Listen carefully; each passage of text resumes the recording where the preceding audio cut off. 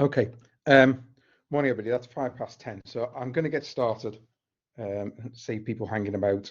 I'm sure we're missing maybe a few people, but hopefully they can join and catch up. So first of all, welcome to the course today. Hopefully everybody can hear me. We did a couple of sound checks, so please just say in the chat, or you can switch your mic on and shout at me as well if you're having problems hearing or seeing the screen or something like that. I've also got my colleague Eleanor here who can help out as well. So my name's Andy Turner. I work for EPCC up here at the University of Edinburgh, and this course is provided by the ARCHER2 National Supercomputing Service, which is funded by various people. There are a couple of housekeeping things I want to get out of the way, and then we can get started with the course. Firstly, we do have a training code of conduct which you all agreed to when you signed up for this course, so please do abide by that. Essentially, it is be respectful of everybody who's on this session and behave in a professional manner. But if you are concerned that the code of conduct is not being abided by, you can let me know directly in a direct message or via email. My email's on the course website, or you can get in touch as described in the code of conduct if you don't want to raise it with me directly. If you're not speaking, then mute. You could use the chat to ask questions, but also, as I've said, if you want to put your hand up, and then I can stop and ask you to speak. Actually, one of the first things I always say on these courses is, the goal of this course is not for me to get through all of the material. The goal of this course is to make it as useful as possible to you, the attendees. So I have no real, I obviously there's lots of material, but I'd rather go more slowly, not get quite through everything, but make it useful for you, to give you the chance to ask questions and clarify things on the way through. So please do stop me and ask questions on the way through, either via the chat or putting your hand up as well as the course goes on. You can upload an avatar image if you want to change the thing next to your name. That is up to you entirely. Sometimes it helps us recognize different people speaking, but there's no compulsion to do that.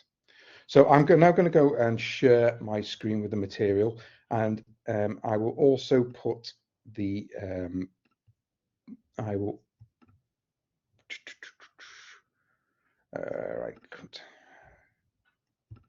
Let's try that.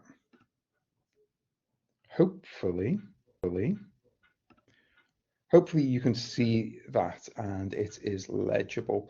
If you want me to make the text a bit bigger, then please just let me know, and I should be able to do that. I will also put a link in the chat to the material website. It's just all on a website, so you can go there and follow along as well if you want.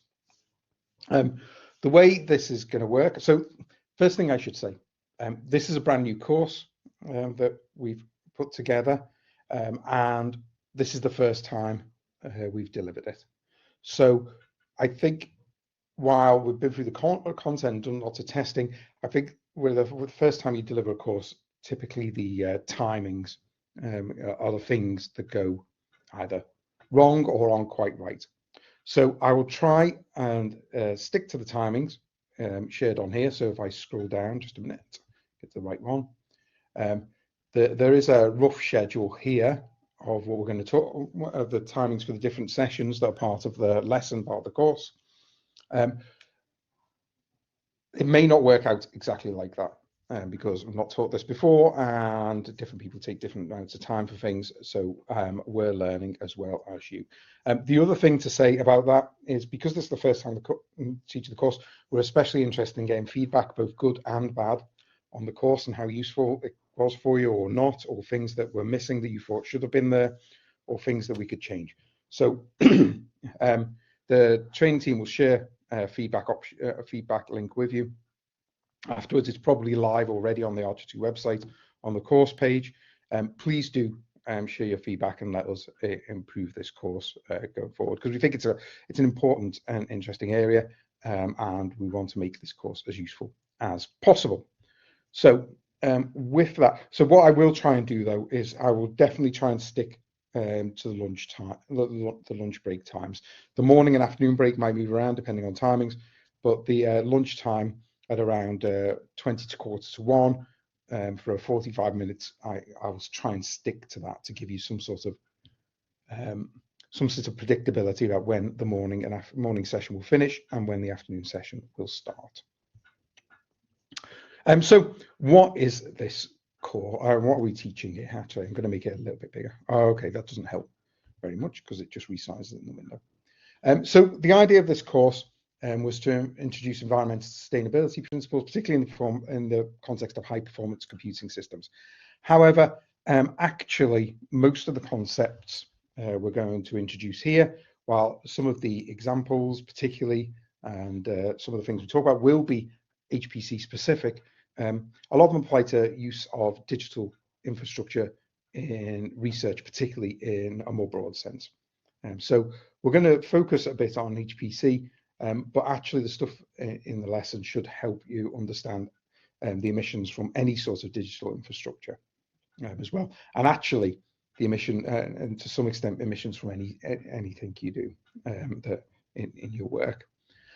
So there's some objectives for the lesson there, but I think actually what we'll do is we'll just get moving on. One thing I would like to say before I get started is in this call out here is it says the workshop's based and builds on the material in the Green Software Practitioner course, which is developed by the Green Software Foundation, and a lot of the base material has been inspired by that and actually lifted. So you'll see throughout the course that particularly some of the images and some of the more general text comes from that open source course. So that course was the inspiration for this one, and what we've done is taken it and extended it a bit and added in some more HPC specific stuff.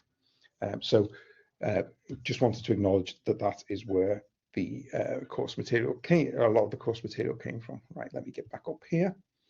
And so we'll get started with the introduction. So what we're going to try and look at in this section is, what is green software use and what does it mean for me as a user? It says a user of HPC, but actually for this course, that's anybody who works in HPC. So it could be an operator of an HPC system. It could be somebody who procures an HPC system. And then looking at what other research activities or work activities might produce carbon emissions. So from the Green Software Foundation, the green software is an emerging discipline at the intersection of climate science, software design, electricity markets, hardware, other data design. The idea is that if you're thinking about how you're using software in a green way, you're thinking about how you could use it in such a way that it emits the least carbon possible. And actually, only 3 activities really reduce the emissions from software or from this sort of digital infrastructure. And that's either energy efficiency, so you consume the least amount of electricity possible for the outputs you want from the software. Hardware efficiency, we're using the least amount of embodied carbon from the hardware for a given output from a piece of software. Or carbon awareness, so that's changing when or where you use electricity to make sure you try and use it when it's clean and use less when the electricity is dirty. And actually, throughout this course, what we're going to talk about, certainly particularly this morning, is each of those in turn. We're going to look at energy efficiency and what that means, hardware efficiency and what that means, and carbon awareness and what that means. And this afternoon we'll be more focused on how you measure your emissions, and then some more practical advice about reducing your emissions based on these 3 principles. So, and as I said, this is aimed at not just at researchers or a user, but also people who develop software for HPC, people who operate HPC services, those involved in procuring in HPC systems, all of these things we're going to talk about here have applications. There is a bit here about the history of green software engineering. It started in 2019, so relatively recently, and there was an update in 2022. And this is what the Green Software Foundation have been working on. So there are 6 key areas. 3 of them we've covered are the principles.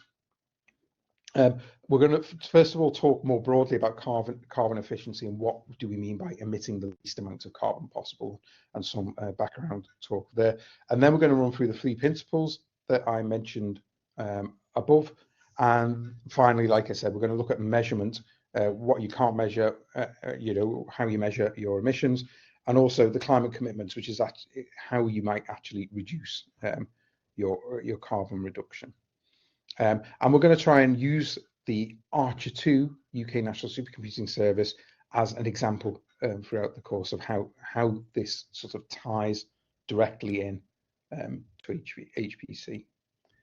So one thing I would say is it's useful to have either pen and paper available during this course. We're going to do, there's going to be times where I'm going to ask you to write down some stuff, and then maybe we can have a chat about it in the chat or by people muting.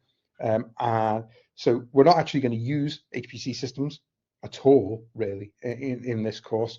But what we're going to do is look at the concepts and I'll hopefully get you thinking about how it relates to your work as well. There's a call out here on principles, patterns, and practices around green software use. I'm not going to go into detail about that. This is more developed by the green software. This is the core of what the Green Software Foundation are doing. If you're a software developer in particular, you might find this more interesting, and I would encourage you to go and have a look at the Green Software Foundation website and explore this a bit more. So, but while this course focuses on emissions from HPC systems, actually that use of an HPC system would be only one part, or procuring an HPC system or operating the HPC system would only be one part of the activities associated with your day-to-day work. And it might not even be the largest source of carbon emissions associated with what you're doing. So, I mean, that doesn't mean that you don't want to make your work use of your HPC more carbon efficient, but it means there may be other priorities and other things that you can do can have a bigger impact. So, as well as understanding your carbon emissions from HPC, which is all about what this workshop, this lesson's about, you're also going to take some, as part of this, you'd need to take some time to assess the other activities you undertake as part of your work and try and estimate the emissions associated with them. So I've got a short exercise here. We're only going to take 5 minutes or so to do this. So using your pen and paper or a scratch pad or a notepad on your computer or something like that, have a think. Try and write down some activities that you do as part of your day-to-day work or research that could be a source of carbon emissions, other than those from your use of HPC systems or your association with HPC systems. Try and come up with maybe 3 or 4 or something like that. And then can you rank them in order of what you think is going to be the largest source to the smallest? Try and do it without looking at the solution in the first instance. What I will do is I will put up a small poll, which will just ask you if you've completed the exercise, whether you've finished writing down and ranking. And once enough people have done that, then we'll stop and we'll have a bit of a chat and look at the solution and have some ideas about what people have come up with. So have a go at that. I will get the poll up for people to fill in for once they've finished. Excuse me.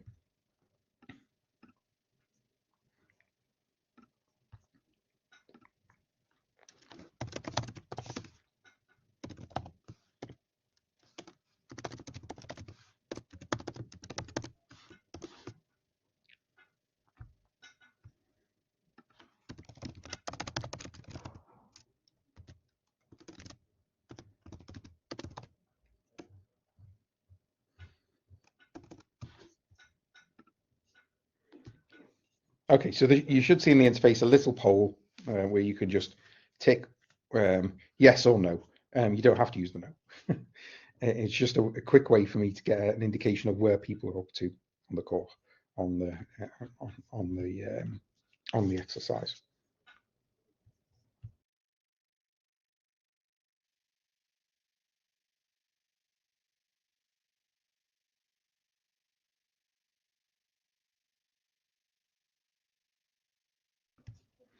Okay, I'll stop the poll now. So is anybody willing to share some answers they came up with, either just by speaking or by putting them in the chat, and some of the ideas you came up with?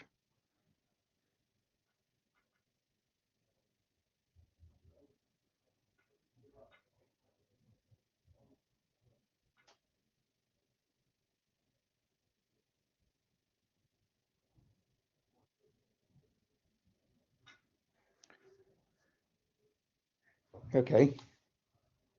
Yeah, so Lorna talks about travel and the building you work in and using the kettle at work to make her tea and coffee.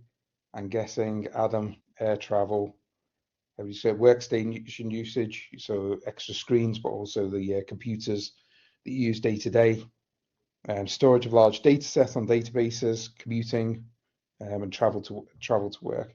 Okay, so I mean, yeah, I think there's some of the things that typically people come up with: commute, travel, use of cloud services as well, emails, use of laptop. Yeah, yeah. Okay, so let's have a look at what there is here. Let me see if I can make that work. Right, so yeah, moving data, compiling software, all those sorts of things.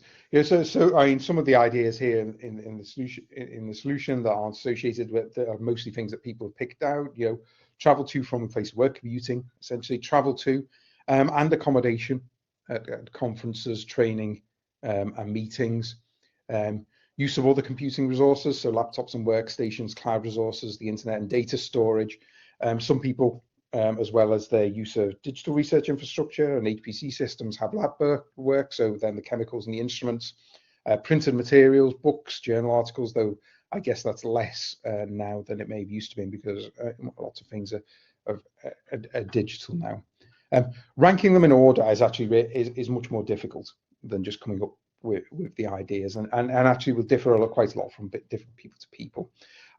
If you fly to conferences, particularly intercontinental travel, then that's probably going to be the most carbon intensive activity you can undertake through your work. So, you know, for example, one of the transatlantic flight from London to New York is, I think, around 1,000 kilograms of CO2, which we'll talk about what that is in a minute, per person in economy class. Okay, and if you compare that to the other sources of emissions, then it is typically very high. Whether that is the largest contribution depends how often you fly, right? So, you know, if you only fly once every 5 years, it may not end up being the largest contribution. If you fly multiple times each year, then it almost certainly will be. If you work in a lab, that's likely to be the next highest source of emissions, though commuting can get up there as well, depending on how far and if you travel alone and whether you use a car and all those sorts of things. So I think what the key takeaway here is, you know, all the things we do as part of our work and actually our personal life, which we're not covering in this course, produce carbon emissions. So while in our ideal world we'd reduce everything and be able to work on everything at once, we often have finite time and resources. So we need to obviously prioritize our approach based on which reduction strategies would have the most impact for us. So, you know, it might be that something has a very large impact, but is very difficult to do. Or it could be that something has, ideally, you'd have something that has a large impact, but is very easy to do, right? Or something might be easy to do, but only have a smaller impact. And it's that balance that is critical. And so one of the things actually that we're not going to talk about really in this course, but one of the takeaways I want people to have from it is that one of the first things you should do is try to do some sort of audit of the emissions from your different work activities, and then based on that decide on the strategy strategies on how you might go to reduce it. So there's some links here to things that might be useful. There's a travel emissions calculator, a way of computing emissions from laptops. There are some things here about clinical trials and also the emissions from chemical laboratories, and different ways to do those things. But I think, you know, this is an emerging area and it can be tricky to get high quality information. However, I would say that using any sort, using even rough calculations can be useful to give you an idea of where the largest emissions are and where the smallest ones, and allow you to start making progress in this direction. So I'm going to go on now to talk about carbon efficiency, which is sort of, we're going to define the terms and some of the basic concepts that we're going to use throughout the rest of the course. As I've said, if you have any questions or things like that, I mean, actually, let's just stop there for a moment. Do people have questions on that first section and emissions from different activities that they want to raise, or should we just carry on for the moment? I'll give it a moment in case somebody wants to ask something.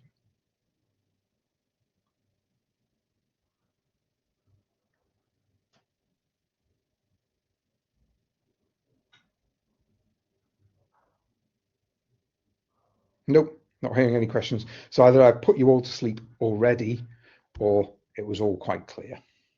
So what we're going to look at is in this section are the sort of base definitions and understanding of terms before we move on to the strategies or the different types of activities that can reduce emissions. So I'm briefly going, I mean, some of the things here people will know is, but I'm going to cover anyway, just to make sure we have a good understanding of it. The difference between global warming and climate change, difference between climate and weather, what are greenhouse gases, what it defines CO2e, and then have a brief section on how climate change is monitored and reported, because I think people hear a lot of these terms flying around, and it's useful to have some sort of definition of what they are. So what is, I think people interchangeably often use global warming and climate change. Well, actually, they're not quite the same. Global warming is the long-term heating of the Earth's climate system. It's been observed since the pre-industrial period, and it's primarily due to human activities, fossil fuel burning being the largest one of them. Climate change is the long-term shifts in temperature and weather patterns. They can be natural, and the weather has changed, the climate has changed significantly over the Earth's history. But since the 1800s, really, human activities have been the main driver of climate change due to the changes in global warming. Weather is the conditions in the atmosphere in a short period of time, like so now, the next few days, whereas climate is the condition in the atmosphere over a long sort of geological or period of time. So, and changes to the long-term condition of the atmosphere, the climate, can also cause changes to the short-term conditions, the weather. So you get changes to the water cycle, which change how rainfall happens in the weather, melting of ice, and all these sort of things can lead to flooding and short-term effects based on long-term climate changes.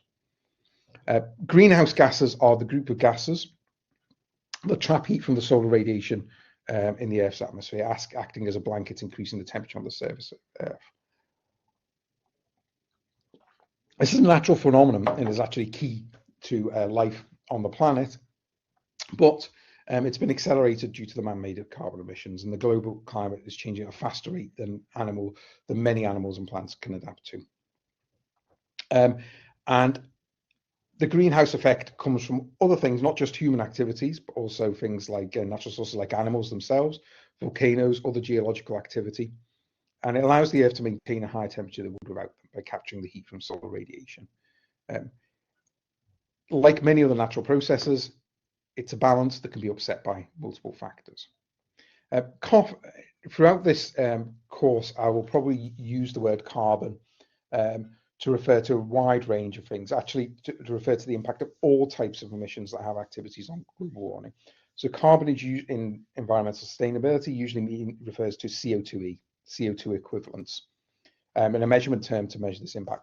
So different greenhouse gases have different levels of effect. So 1 ton of methane in the atmosphere has the same warming effect about 84 tons of carbon dioxide over 20 years. So it's usually normalized to 84 tons of CO2e, 1 ton of methane emissions.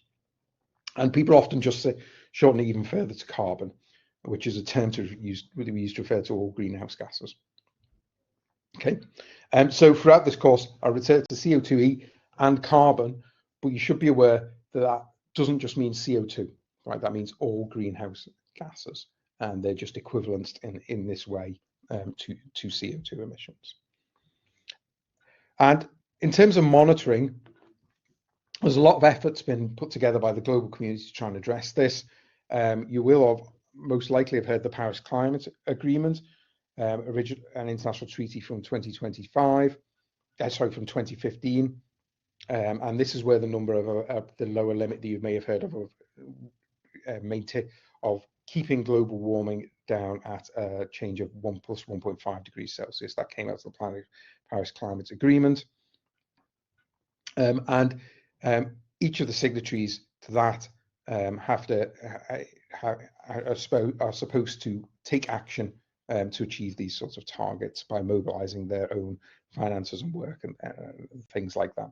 And they're also expected to report and update their progress through a nationally determined contribution. So as of October 2024, there's 195 parties, including the UK, in the Paris Climate Agreement. There's the United Nations Framework Convention on Climate Change, which is associated to help coordinate the activities to manage global the increase in temperature and climate change through human activities. You will have heard of the COP conferences, probably. They usually get a lot of reporting through the news. The Conference of the Parties. That includes all parties in the United Nations framework.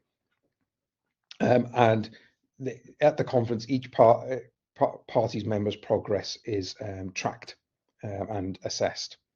And then it's a chance for them to come together, also make decisions that reduce the effects of global warming, so updating what activities they're going to take. And then finally, you may have also heard of the IPCC, the Intergovernmental Panel on Climate Change. This is the organization that's designed to provide the data to monitor climate change and to support people in developing climate policies. So typically there are lots of inputs to the IPCC from different scientific things, some of them actually modeling and simulation on HPC systems, as we'll see later, also measurements from around the world. It's essentially the data that people use to base decisions on throughout the other frameworks and conferences. So fine, and so somebody shared a link there to the Heidelberg Agreement on the Environmental Sustainability and Research Funding as well, which is worth reading too. So I mean, it's worth obviously reiterating, we'll always emit carbon. Being carbon efficient means minimizing the amount of carbon emitted per unit of work.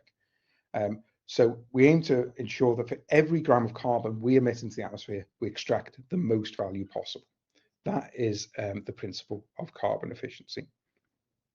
So in the HPC space, particularly, the way we play a part in the climate solution is using HPC systems in the most carbon efficient way, right? So again, you're making sure that your use of an HPC system emits the least carbon possible for the output you get.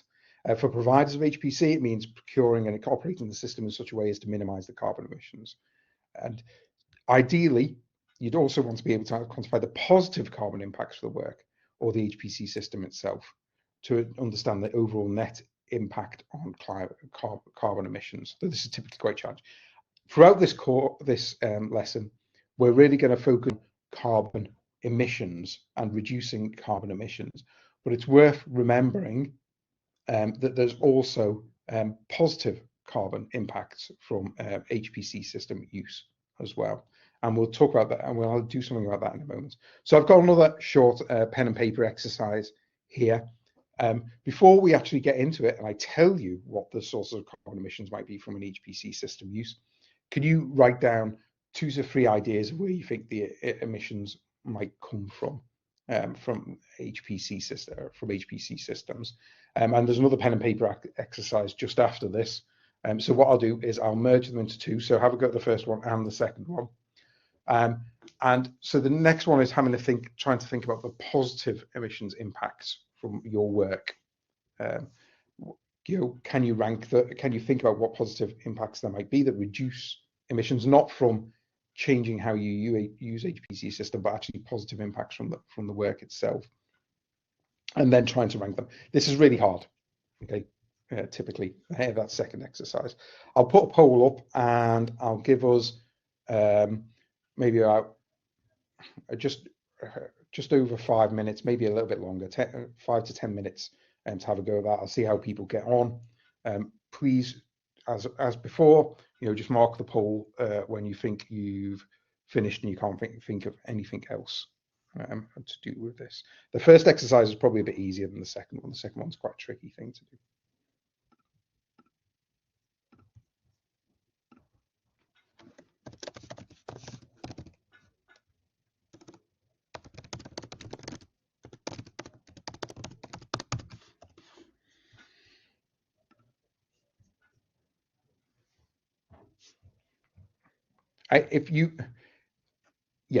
Just have a go writing down on yourself first, and then we'll have a bit of a chat and see what the ideas of people have come up with are.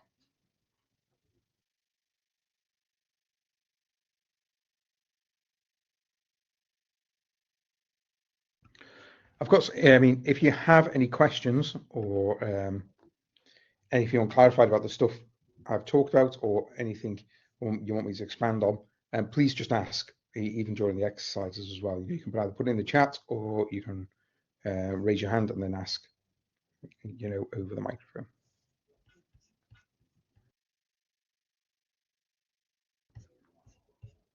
Okay. I think most people seem to have made some progress. So I'll clear the poll and then we can have a look at this. So first of all, I guess the slightly easier ones. Anybody want to venture sources of carbon emissions from HPC system use might come from?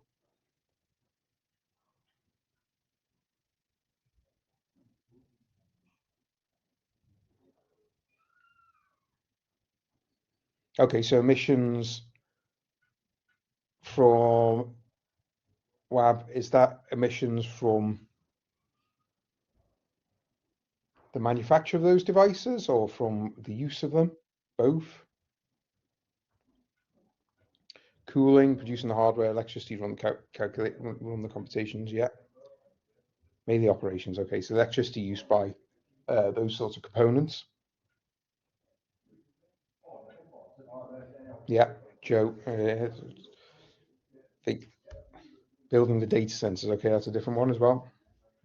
Anybody got anything else that hasn't been mentioned already?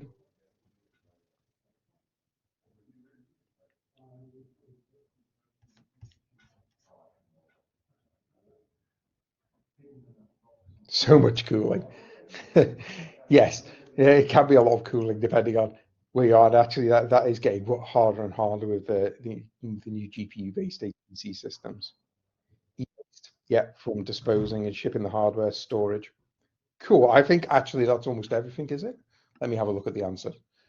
So people mentioned the emissions from the electricity generation to power it, the embodied emissions from manufacturing the components, the embodied emissions from constructing the data center, the other infrastructure.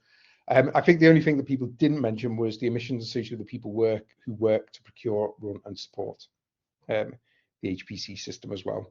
There's always emissions associated with that side, the people side of HPC services as well. What about the positive emissions impact? Did anybody come up with things here from their own work or from how they can imagine from other people's work?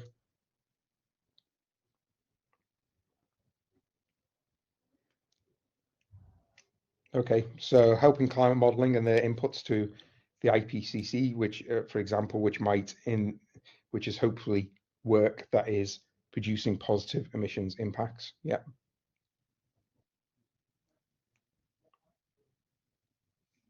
Okay, so things like benchmarking, I think, yes, definitely. I mean, yes, they tend to be things that are more to do with reduction.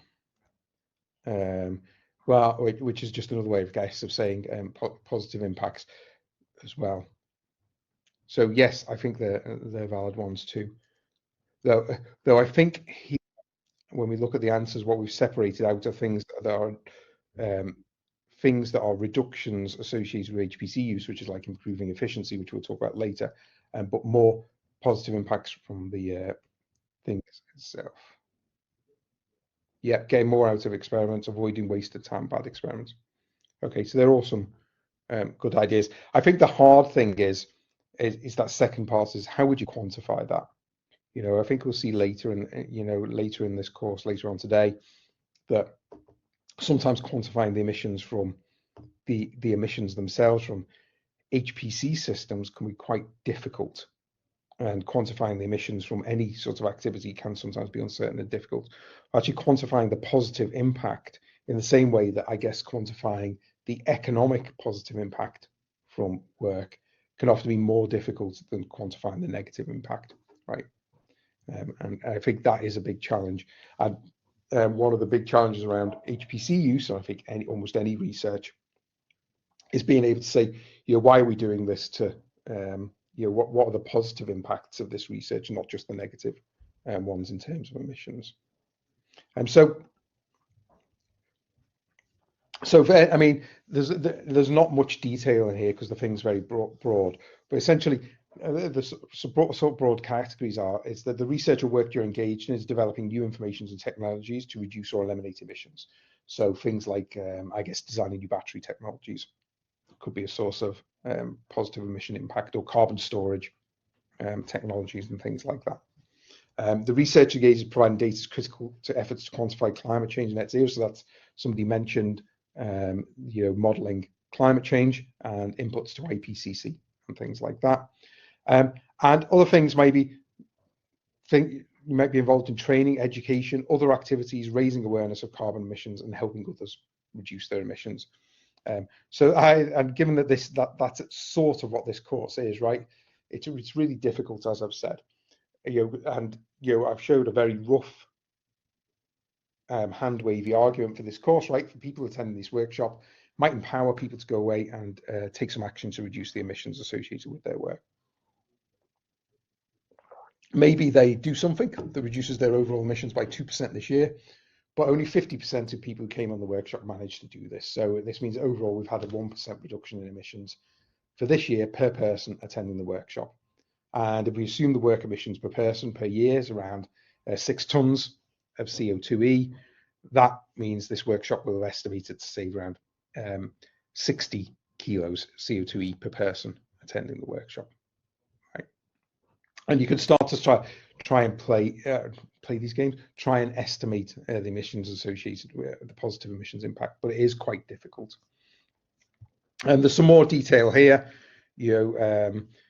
and I can go into the things we've already talked about, which is modeling and simulation that run on the system that might lead to reductions in impacts.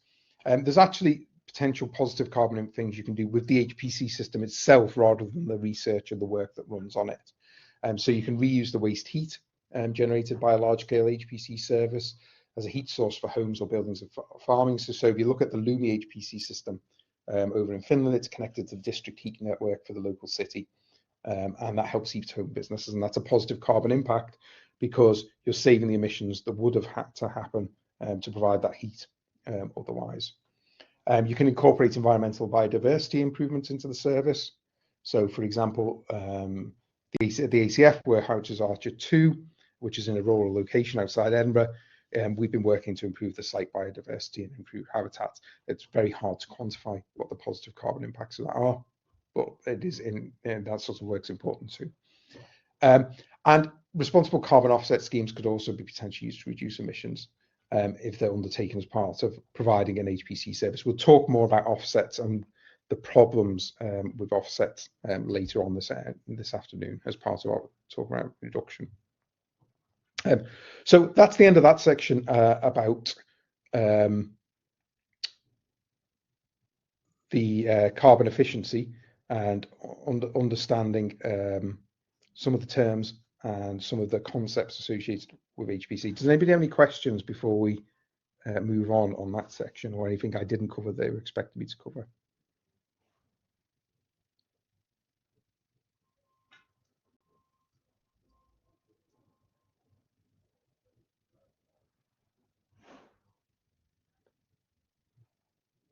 No? Okay. So we're just about on time, actually, with the timings of the courses and the timing of the sessions and where we are.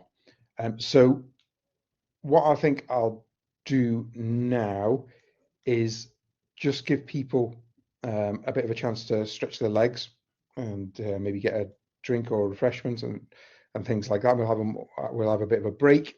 Originally, this is scheduled for 15 minutes from 11 till 11:15. What I'll do is we will still go to 11:15, so we'll just extend the break to 20 minutes. So we'll restart here at 11:15 with the next section, which is on energy efficiency. I'll hang around here for 5 minutes or so before I go and get my break. So if anybody has any questions they want to ask or things they want to ask me at the start during this break, then I'm around and can at the start and can do that. But other than that, I'll see you back here at about at 11:15 to start on the next section.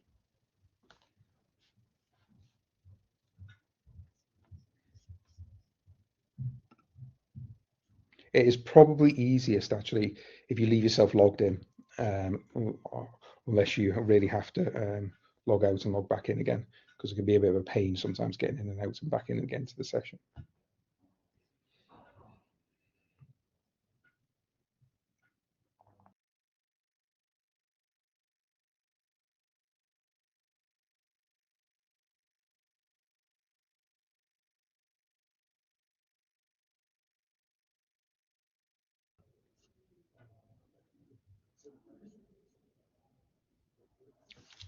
Okay, let's get started. I'll get rid of this poll, and there's a few people haven't answered the poll yet, but I'm sure they can catch up.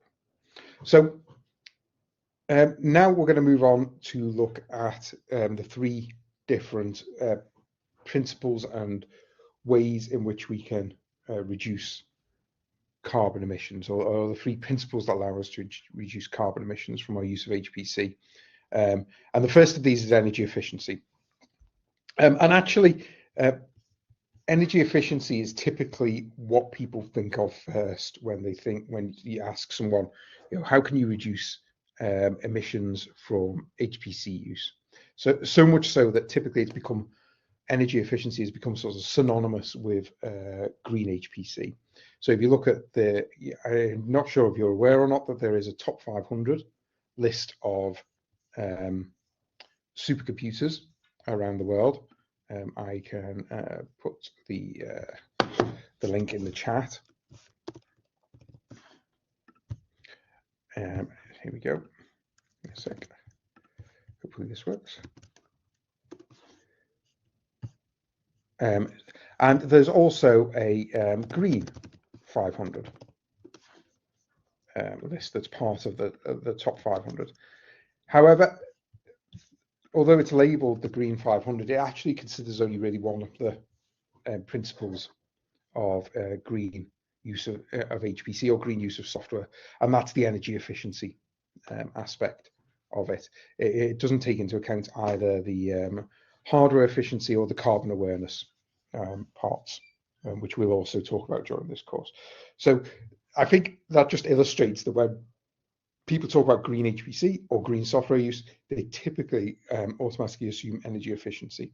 And as we'll see later on, this may or may not be true, depending on the application you have and where the HPC system is cited and a number of other factors.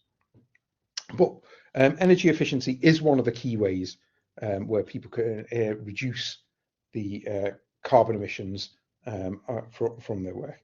The start of this thing is a bit of a definition of energy, right? And all energy essentially comes from the sun on Earth, to a first approximation. There are some small sources which are not based on originally coming from the sun, but almost all our energy comes from the sun and is then converted into various forms before it gets converted into electricity that we use to power IT equipment, including HPC systems. And everything consumes electricity. So the reduction in energy consumed by work on HPC system, increasing the energy efficiency can depend on a lot of things. It just depends on the software engineers who wrote the software and what they chosen when they were designing the algorithms and the data layout of the software, the technology that goes into building the HPC system, how the source code is interpreted by compilers to produce the machine executable code, and also the input and setup of the software given by the user, the people using the HPC system themselves. And all of these different people involved at different stages can have an impact on the energy efficiency of the use case on the HPC system. In some cases, it might only be people might only be involved in one of those areas, but many people are involved in multiple areas. So, for example, a typical researcher may run software that's already been compiled and installed by somebody else on the system, but then also design essentially their own software because they write analysis scripts in a language such as Python, which also use energy. So most people have some sort of impact or many people have some sort of impact in multiple ones of these areas as well. And it's a collective responsibility in terms of the energy use by HPC system and the software designed to run on them. So the idea is that at every step in this process, we try to make sure there's as little wasted energy as possible.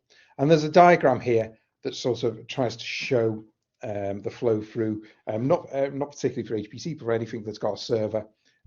You start with electricity comes from the grid, and maybe they draw 15 kilowatts into the data center, which has various bits and pieces going on, and 10 kilowatts of that goes to drive the actual servers or the compute nodes in the HPC system, and maybe 5 kilowatts goes to the overheads and cooling. And then of that 10 kilowatts of power, then maybe half of it goes into the application, and another half is just lost somehow because the application isn't perfectly efficient in using the system. And there's some concepts here, like one called energy proportionality that we'll talk about later, just at the end of this section.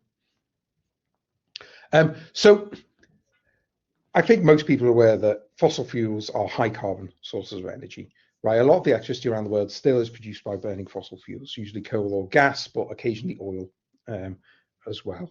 And these are essentially decomposed plants and animals found in the carbon crust and release carbon into the atmosphere when you burn them to get electricity. Okay, I don't think that's controversial to people. So most people have awareness that actually electricity isn't inherently clean, that there are dirty sources of electricity. For HPC services which are hosted in locations where the majority of the electricity is produced by burning fossil fuels, then typically this electricity usage is the most significant cause of carbon emissions. So typically we can draw a direct line from electricity to carbon emissions, and hence improving energy efficiency or electricity efficiency is essentially a proxy for being more carbon efficient as well, and using the least amount of carbon possible. So when you use the least amount of energy per unit of work. Oh, so you can't see the course material. Sorry, Wahab. Let me stop and reshare and just see if that fixes the sharing issue. I will just do that. Stop. Share.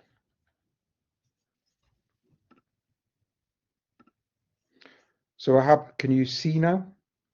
Is the sharing working for you now again?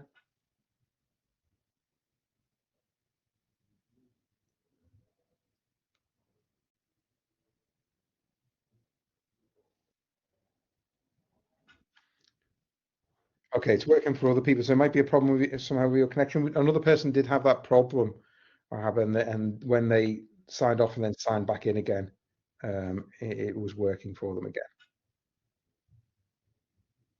Okay, so when the connection gets bad, it can vanish. Okay, cool. Glad it's working again for you now. So as I was saying here, where the electricity comes from burning fossil fuels, typically energy efficiency is synonymous with reducing emissions. Improving energy efficiency is exactly the same as reducing emissions. However, in other locations, and the UK is one of them at the moment, typically one of them at the moment, the greenhouse gas emissions from energy generation make up a much smaller proportion of the emissions. In fact, in the UK, only just over 10% of the total emissions in 2023 came from energy generation and that's the fifth largest component. So it's still significant, but quite a long way behind domestic transport, people driving about, buildings, industry, and then around the similar amount of emissions to that from agriculture in the UK. And one of the reasons that, and if you'd looked even just like 20 years ago, actually, the story would have been very different, because the emissions from electricity generation have dropped by a huge amount over the past 20 years or so in the UK. And so in these locations where the electricity generation grid is decarbonising really quickly, the electricity, measuring the electricity use from our use of HPC and using a proxy for carbon does not make as much sense as in locations where it comes from high carbon sources of electricity generation, burning fossil fuels. Now, reducing electricity use is still part of the goal of green use of HPC, but other sources, embodied emissions in particular, which we'll talk about in a minute, become more important, and we'll talk a bit more about that later. There's a call out here just to get some idea, giving you some idea of why reduced emissions in the electricity grid in the UK. Essentially a combination of switching to renewable sources and reduced demand for electricity in the UK over the time. But I mean, one thing that's worth appreciating here is there's still a lot of work to be done on decarbonising the UK electricity grid. But what it does mean is that further reductions in the UK anyway in emissions increasingly need to come from other sources other than the grid. So I think 20 years ago, the priority was the grid because it was the greatest source of emissions by far. But now we've reached the stage where we need to do other things as well with a higher priority. So what low carbon sources of energy are there? Well, there's a few. There are clean energy, what's called clean energy, does not produce any carbon emissions. That's nuclear, which differs from green energy. They're sources from nature. And then renewable energy, which are sources that expire. So solar and wind are the typical examples of renewable energy. And so I guess an example of green energy will be hydroelectric power here.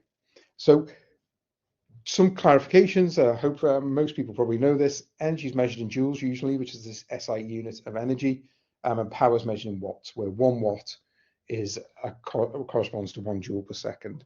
A kilowatt is 1,000 joules per second, obviously. And then actually what we see in energy measurements when you're looking at electricity and bills and things like that is usually it's measured in kilowatt hours rather than joules. So that is 1 kilowatt of power sustained for 1 hour. So typically you'll see most things expressed in kilowatt hours rather than joules when you're talking about energy consumption, whereas the energy rate is the SI unit. It's usually in watts. So as well as different sources of electricity which impact the amount of carbon that is emitted, what factors may influence energy efficiency? Well, there's some things that are more under the control of the software and some things that are more under the control of the HPC system and the setup itself. One thing that is typically under control to do with the HPC system design and housing is a measure called power usage effectiveness, or PUE. You may or may not have heard this before. It started out back in this was first became popular back in the early 2000s. To measure the data center energy efficiency. So what it actually means is, if we look at this picture, is when you take energy to power an HPC system, such as these servers here, how much extra energy do you have to take to cool them? And for other things like power transformation, which isn't 100% efficient, and things like that, or transmitting power through wires and things like this, transferring it to different voltages and things. How much of that goes actually into powering the system and how much it goes into these overheads. And that PUE is this ratio. So a PUE of 1 corresponds to all of the energy going into the HPC system and nothing being spent on overheads. A PUE of 2 means that the overheads take just as much power, exactly the same amount of power as powering the HPC system itself. So the goal to be more efficient is to have the smallest possible PUE. So And I think one way people often express things that have positive impacts, say using the waste heat from data centers to heat districts and buildings right nearby, is you can end up with PUEs less than 1 because you're reusing some of the power to produce to support other things. In most cases, the PU is not really constant over time for the data. It varies depending on how much energy is being required to cool the system. So on hot days, typically the PUE will be worse than on cool days in many places. It may vary with load. The more work a system's doing, the more power it's drawing, and the more heat you need to get rid of, so the more cooling it requires.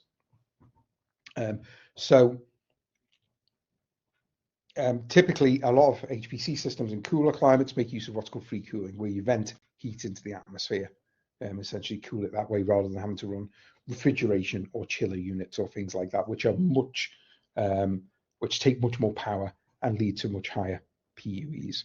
For ARCHER2, typically over a year, the PUE of the ACF facility, the data center hosts ARCHER2, has a PUE of about 1.1 over a calendar year. It varies up and down, above and below that value, depending on the time of year a bit. So about 10% of the power draw of the whole system is for overheads and not for powering the actual hardware of the system. So that's the sort of thing that's associated with, excuse me, the data center and the hosting of HPC center. But what about the things that users and software do themselves? So there's a term here which Google proposed a long time ago now, excuse me, called energy proportionality, which tries to measure the relationship between the power consumed by the computer and the rate at which useful work is done. So what it's and there's a picture here, maybe is a better way of illustrating it. It shows that it's not linear. So even when the computer is completely idle and 0% utilization, it still draws power. Okay, and as you increase the utilization, the power draw goes up. But because it's not linear, that means that you're drawing often, even at 50% utilization, most of the power. And when you get to 100%, you're drawing obviously 100% of the power envelope. But that means that by increasing the sort of computational efficiency of your software, you become more energy efficient, is what this is saying, because this relationship is not linear in this way. And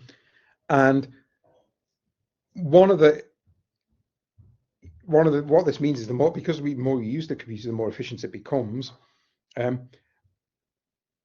And one way to improve that efficiency is to run the workload on as few servers as possible, as few compute nodes as possible, with this compute nodes running at a high utilization rate, which maximizes the energy efficiency. Now, that's sort of fine in a sort of general sense, and this is typically the case for enterprise applications of enterprise software, such as web servers and things like that, which is a lot of what the Google Cloud does. But the story for HPC is a little bit less straightforward. This energy proportionality argument holds when the performance of the application is what's called compute bound. So the output from the application you're running is strongly correlated with the performance of the processors, actually really the performance of the floating point units in the processors. However, for HPC applications, many of them are actually memory bound, so the performance is really dependent on the performance of data moving from memory to be processed. And there are other things as well that can bound HPC performance that make it more complicated. So what this means is that the more power you add and the more utilization you try to add, once you're above a certain performance threshold for the floating point units, any additional power draw is usually wasted. So what you could do to improve your energy efficiency if you're memory bound is you can cap the power of the processor and still get the same performance out of it, but draw less power and become more energy efficient. And this balance between memory bound and compute bound and maybe other boundedness does change depending on, because HPC is typically power computing. As you use more nodes or less nodes, or more MPI processes or less MPI processes, that balance between memory and compute powerness can change. Means that you might need to choose different strategies to maximize energy efficiency at different parallelization levels for the same problem and software as well. And even then, if you're using the same software, different problems can have different properties like this.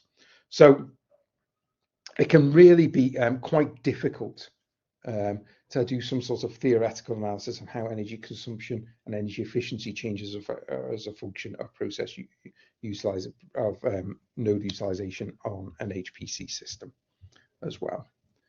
And I'll talk more in a moment, excuse me, about the practical advice for solving that.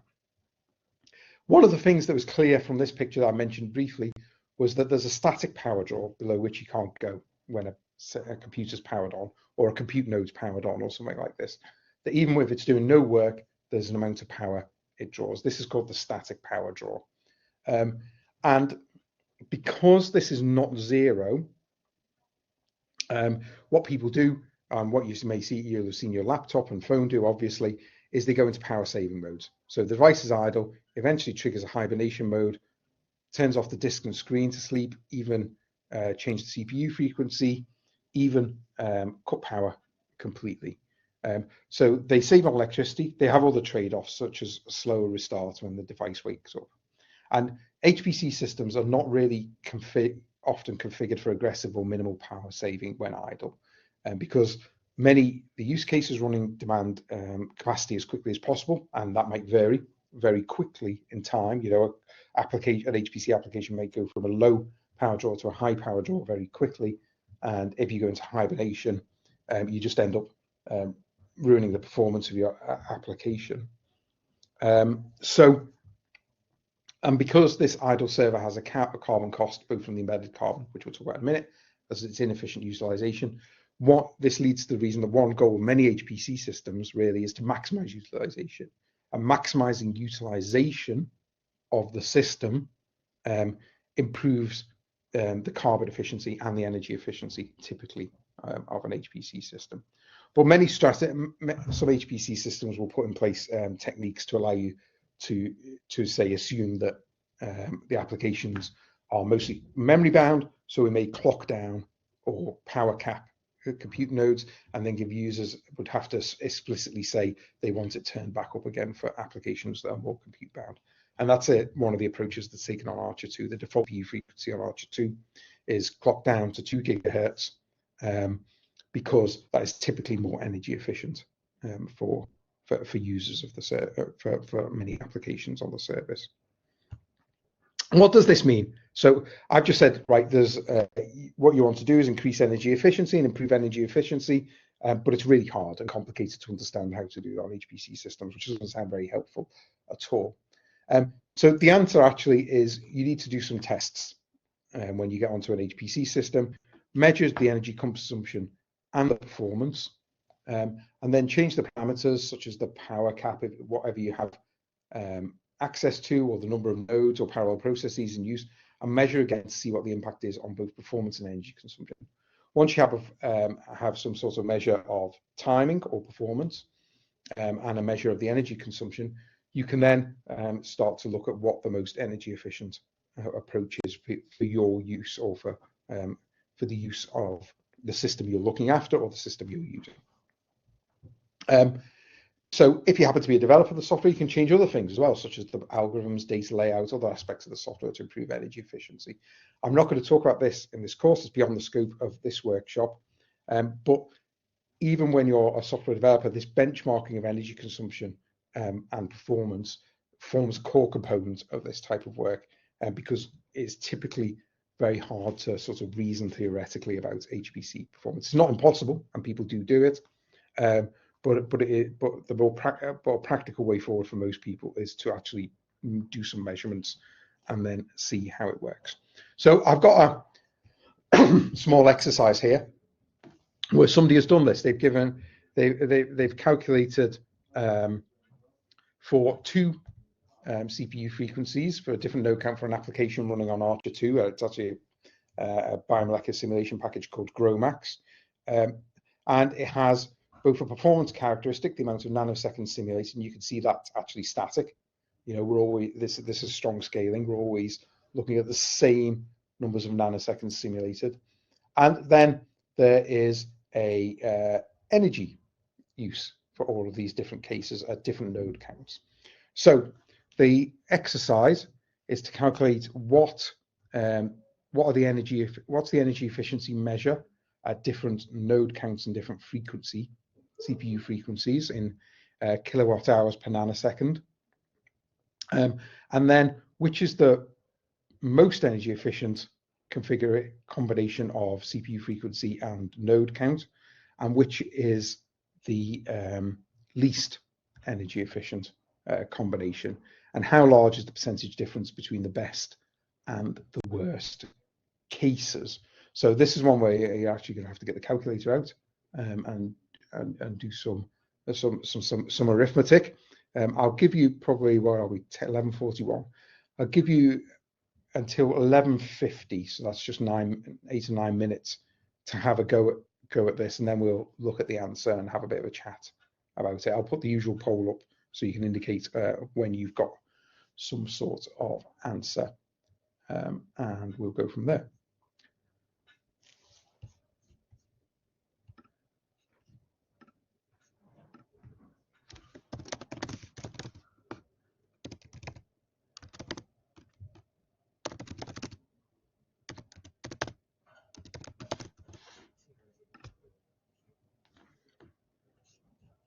As always, if you've got any questions or want to raise anything, then please do, either via the chat or putting your hand up, and I will do my best to answer them.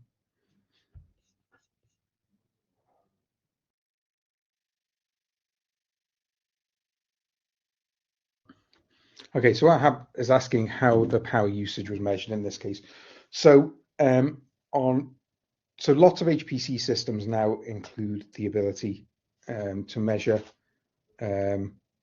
the electricity usage or the power draw instantaneously for compute nodes. In this case, these energy usages were taken from counters on the compute nodes that are actually available through the scheduler. So ARCHER2 has the Slurm scheduler, and one of the fields from the Slurm scheduler can include the energy use of the job. So these were taken from there. So these actually only include the compute node energy usage at the moment. We'll talk more about that this afternoon when we talk about measurements and things like that, about where these things come from, or how to include different bits of overheads and things like that. But many HPC systems now do allow you to provide functionality to include to get energy use out from the nodes, and that's generally where there's some good quality information available from most HPC systems.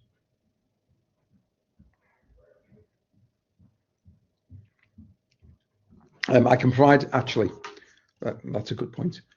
I'll share the link to the ARCHER2 documentation that shows how it comes out of Slurm on ARCHER2, if you want to look at it. If you're using a different HPC system that is also using the Slurm scheduler, then you may find that those energy use fields are populated there already for you. If they're not, or if you don't understand quite what they cover, then you can speak to this system administrators or the service operators to understand whether that can be enabled, or if it's there, what energy use it actually covers.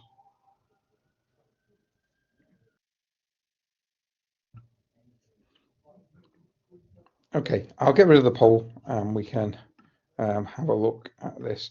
Is anybody willing to put their neck on the line and say which is the most energy efficient and which is the least energy efficient combination in that table before I show the answers?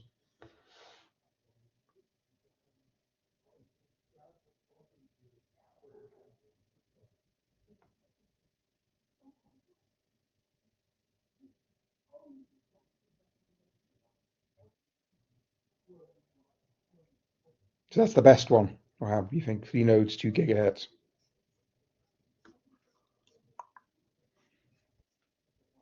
Yeah. Okay.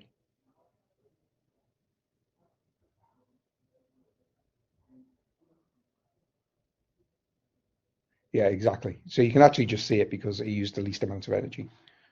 So it's there because the amount of work is constant, as Adam says.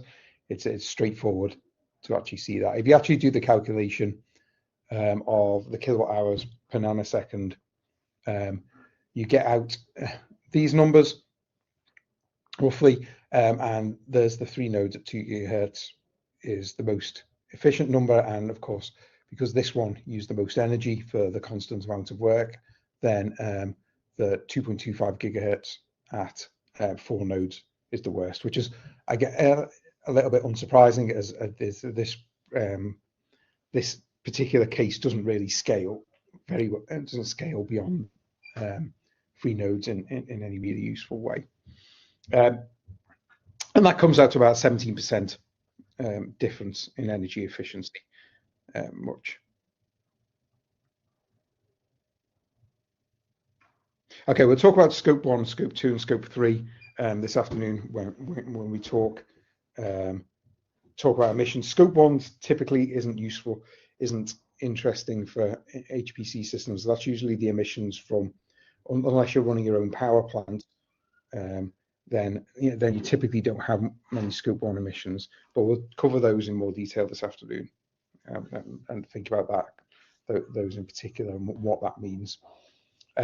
So, I mean, even for this little case, 17% isn't very much difference in energy, but if you're running thousands and thousands of these simulations, it could quickly add up to a lot more energy use, and so potentially a lot more emissions as well.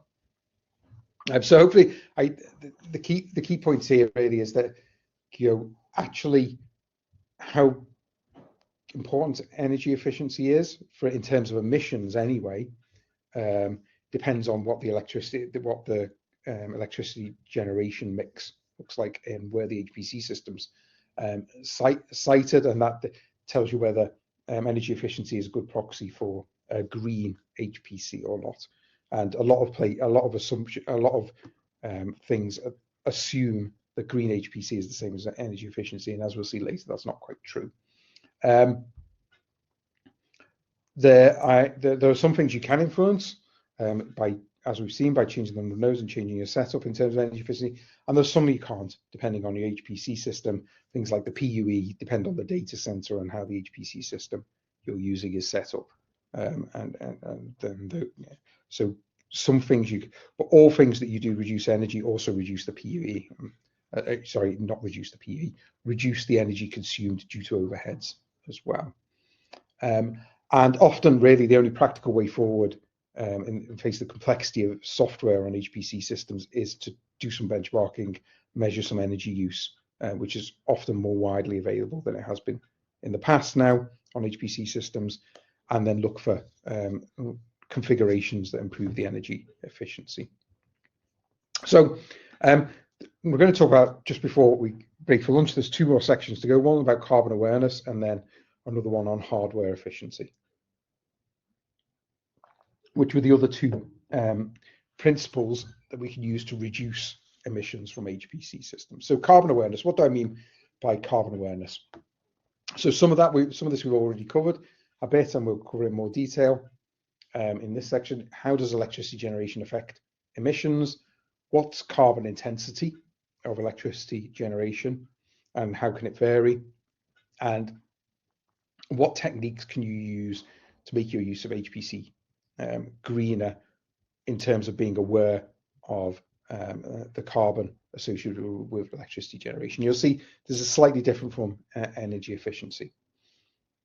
So we've talked about the difference between dirty or clean and dirty sources of electricity, and the carbon intensity is the measure of this. In fact, and carbon awareness is about doing more work when the energy comes, more work where energy comes from low carbon sources and less work where energy comes from high carbon sources. And the key metric here is something called carbon intensity.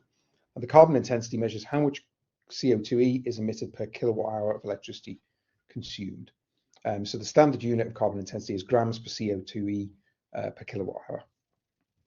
And if your computer was plugged directly into a wind farm, its electricity would have a carbon intensity of 0 grams, since the wind farm emits no carbon to produce that electricity. Not quite true, as I'll see in a moment. But most people don't do that. They don't have their own wind farms to plug into directly, particularly when they're using an HPC system.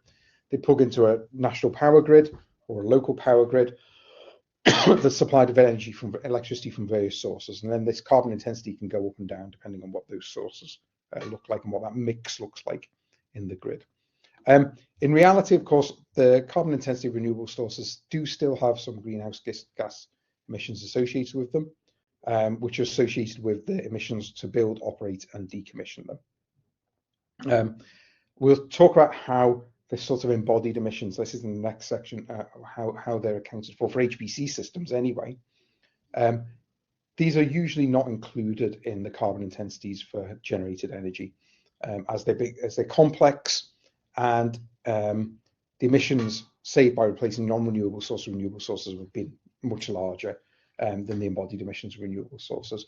As we go more, as the grids become more and more decarbonized, actually the weight of these sort of embodied emissions from renewable sources do become larger, may become a significant part of the carbon intensity of the grid.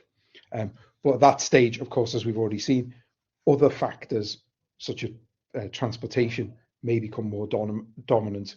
So it may or may not make sense to try and include these in the carbon intensities of grids in the future.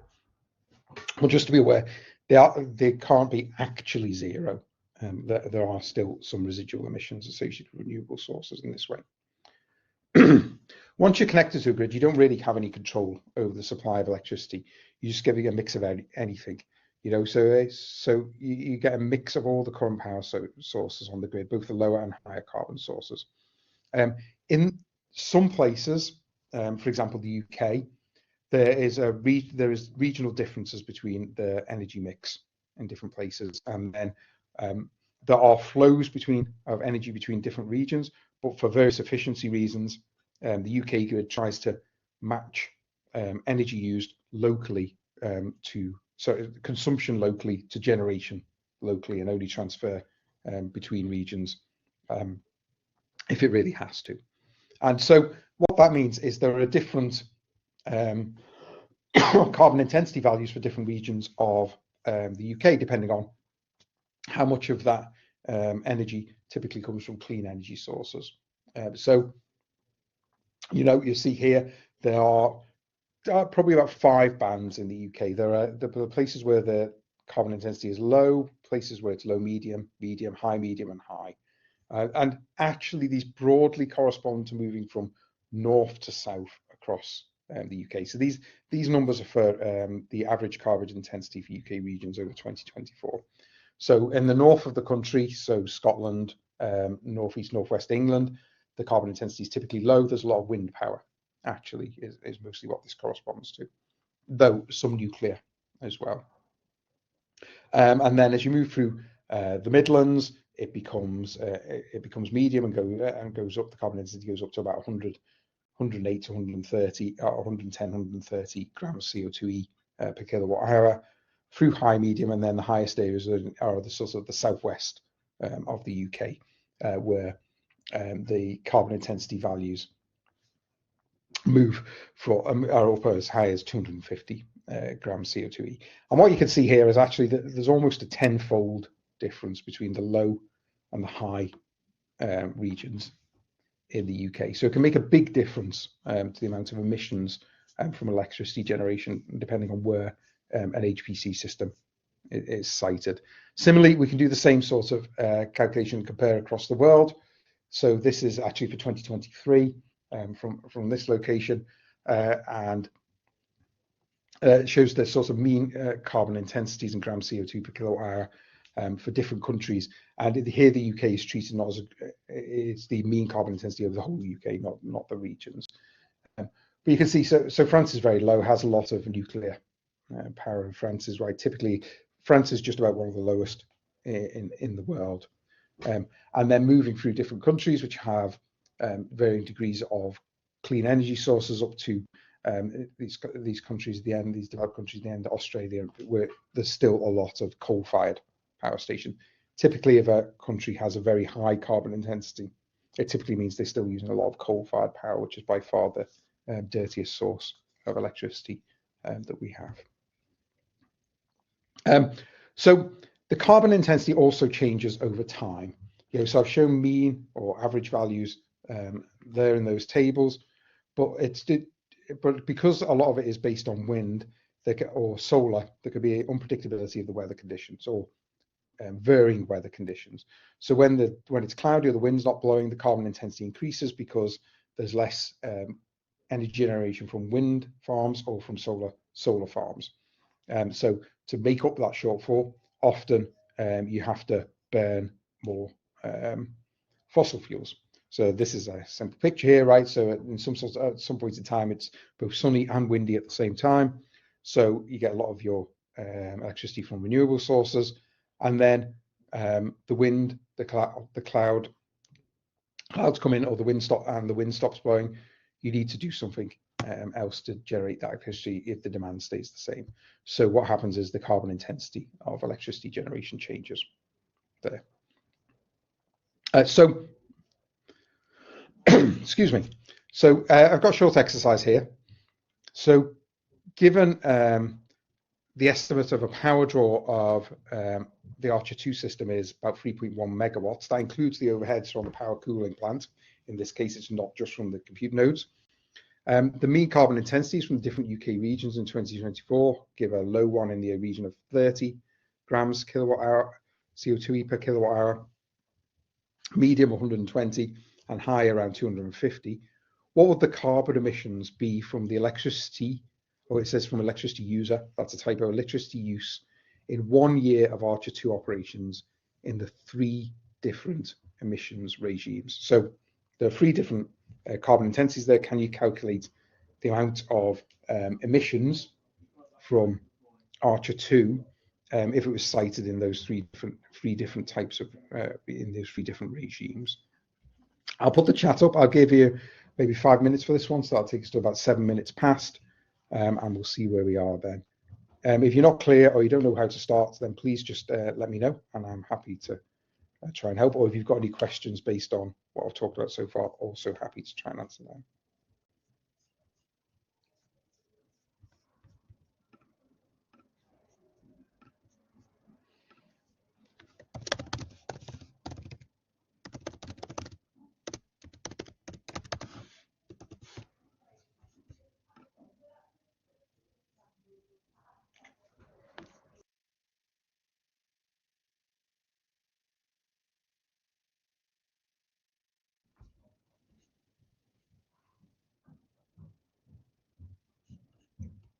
Okay, most people seem to be there. So let's have a look at how we do this.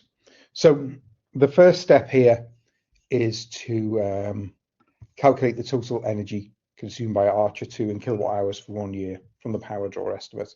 So this is given by, it said 3.1 megawatts, so that's 3,100 kilowatts times 365 days. Just a minute, let me get rid of this poll. Stop the poll. There we go.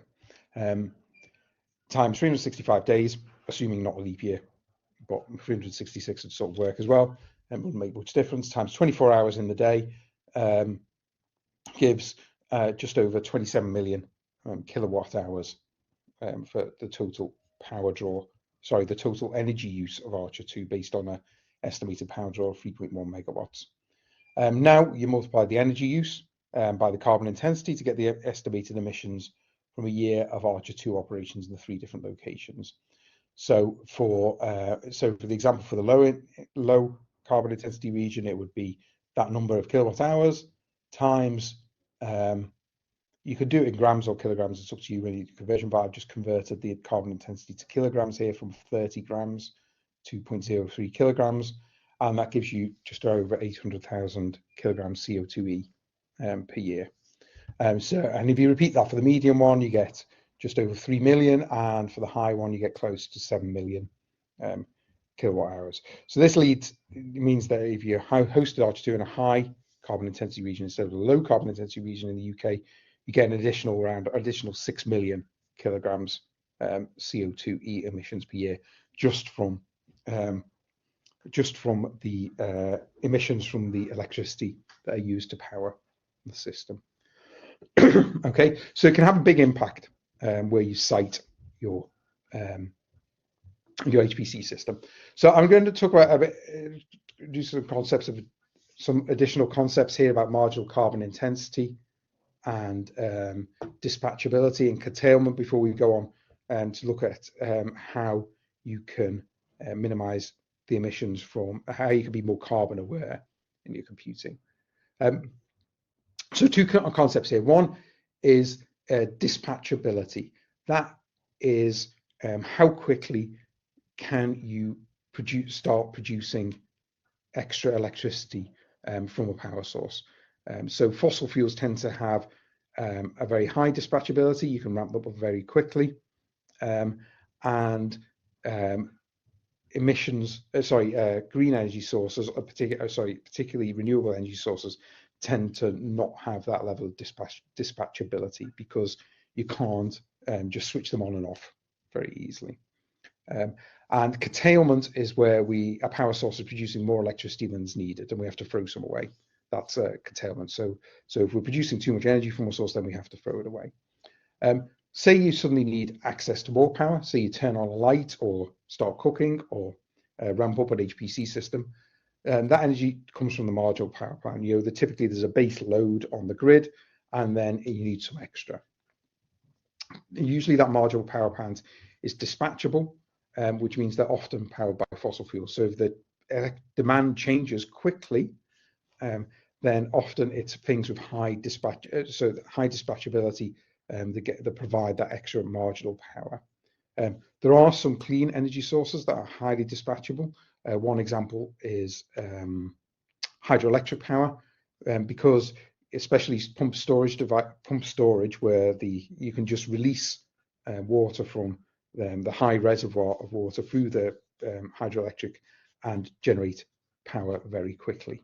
And often that is the clean source of energy. It's the renewable source, or the green source of it's highly dispatchable. Nuclear power is another highly dispatchable power source that is clean in terms of emissions anyway. So what this looks like is, when the demand goes down, we'll often end up minimizing the fossil fuels. They don't typically go to zero. They have a minimum level of generation, but we'll end up throwing away extra renewable energy. And then if demand ramps up and there's extra renewable energy available, then we'll typically use that, so we're throwing away less. Okay, so the way this is driven in terms of the grid is through the energy markets. And the exact energy markets vary around the world, but they follow the same sort of model.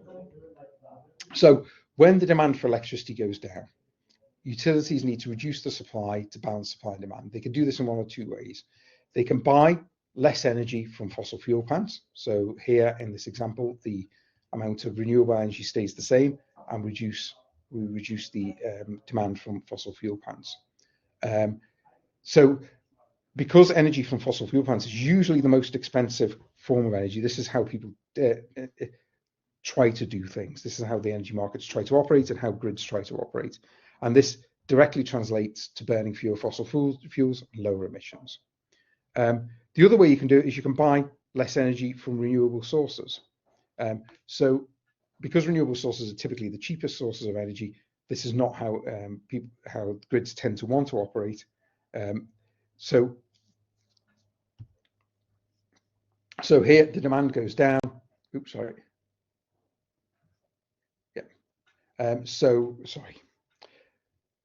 People prefer not to do this because it's the cheapest, and we don't typically want to do this because it doesn't reduce in less emissions as well. Okay, So what we can do is if we want to reduce the amount, if we reduce the amount of energy consumed by our use of HPC, we make things more energy efficient, for example. This helps decrease the energy's carbon intensity as the first thing to be scaled back are the fossil fuels because they're most expensive. Okay, so typically, if we reduce our demand, then we reduce the amount of fossil fuels that are burned. When the demand for electricity goes up, maybe we're less energy efficient, utilities need to increase the supply to balance demand. They can do this in two ways. They can buy more from renewable energy sources that are being curtailed, which is fine. That's what we want to do because it's the cheapest. So curtailed. So if everything's being curtailed, then we can buy more there. It's the cheapest thing to do. It's the best thing to do. Or we can buy more energy from fossil fuel plants, and this is the sort of last resort. So if, it means that because they're inherently dispatchable, they could quickly increase the energy production. So if the renewables are not able to increase to match demand, then they have to buy more from fossil fuels and increase the emissions from services. So these are complex markets, and that is a simplified discussion. But what we want to understand here is the goal is to increase investment in lower carbon energy sources like renewables and decrease investment into higher carbon energy sources like coal. And the best way to ensure that that money flows in the right direction is to make sure you use electricity with the least carbon intensity. So how can we actually do that? How can we be more carbon aware and use the energy when it's the least carbon intense? So there are a couple of different ways to do this. And this is all driven by the fact that actually the real driver for this transition, or the underlying driver, is economic rather than any sustainability targets, although there's a complex interaction between the two. But essentially, renewables are winning because they're cheaper and getting more affordable over time. To accelerate that transition, we need to make renewable plants more profitable and fossil fuel plants less profitable. And the way to do that is to use more electricity when it's coming from lower carbon sources like renewables, and less electricity when it's coming from higher carbon sources.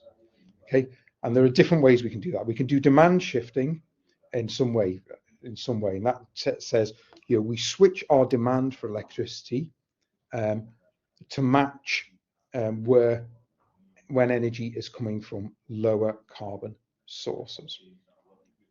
So there are two different ways we can break that down. One is called spatial shifting, and one's called temporal shifting. Spatial shifting means moving your computation to a different physical location where the current carbon intensity is lower. It might be a region that naturally has a lower carbon source of energy, so higher, using a HPC facility site location that's currently windy, and so has a high proportion of wind power. So there's a simple picture of this. Take when the intensity is high over here, say you're running on an HPC system in Canada, then you can move to using one in Spain where the energy generation is from a lower carbon source of energy. That requires the ability to run on different HPC resources in different locations, which sometimes people have the ability to do and sometimes they don't. Typically, if you're using the commercial cloud, then this can be a bit easier because you can choose which region you want to run in. So you can manage this sort of spatial shifting more easily. But often people have access to HPC in different locations and can then choose where to push their current load depending on what the energy generation difference looks like. You could also do temporal shifting. So that means if you can't shift spatially to another region, or you can do this in combination with spatial shifting, is to shift to another time, perhaps later in the day. Maybe it's not windy now, but it's going to be windy tomorrow. So do your heavy calculations tomorrow instead of today, rather than and reduce the emissions associated with the electricity associated with use of HPC in that way. That's called temporal demand shifting. So we can predict the future carbon intensity relatively well through weather forecasting, and there are services out there, and even some scheduling tools now that can be used on HPC systems to move try and change the start time of your calculations to when there is a lower carbon intensity of the electricity generation. So here is some sort of picture of this is the carbon intensity over time, and you've got a 1 hour job. So instead of running it on this side of the curve, you wait for an hour and run it an hour later, and you get a large reduction in the amount of emission, in the carbon emissions associated with it because of the electricity use. Yeah, so Svenja asks, how can you manage the shifting between resources with the queue of the HPC system? If you submit a large job, it's not 100% clear when it will run. You're right, that is a difficult situation, and there you actually need help from the HPC system itself to provide tools that allow you to have confidence in when your job starts, or to have different ways of being able to encourage people to try and manage this temporal shifting. So it can be difficult, and you need support from the HPC systems. Yeah, Slurm queues are often very full, and we'll talk in a minute about ways that you can make temporal shifting can happen, even though HPC systems are typically very busy, often full, and you don't have a guarantee about when jobs are going to start.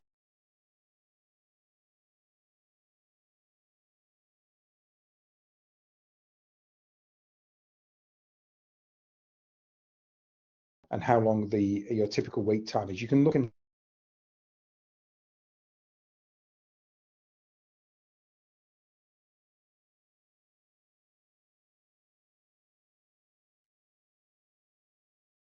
just a minute. There we go.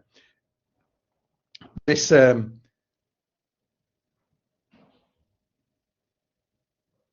yeah, I'll show some sorts of things in a minute, Adam, that show that.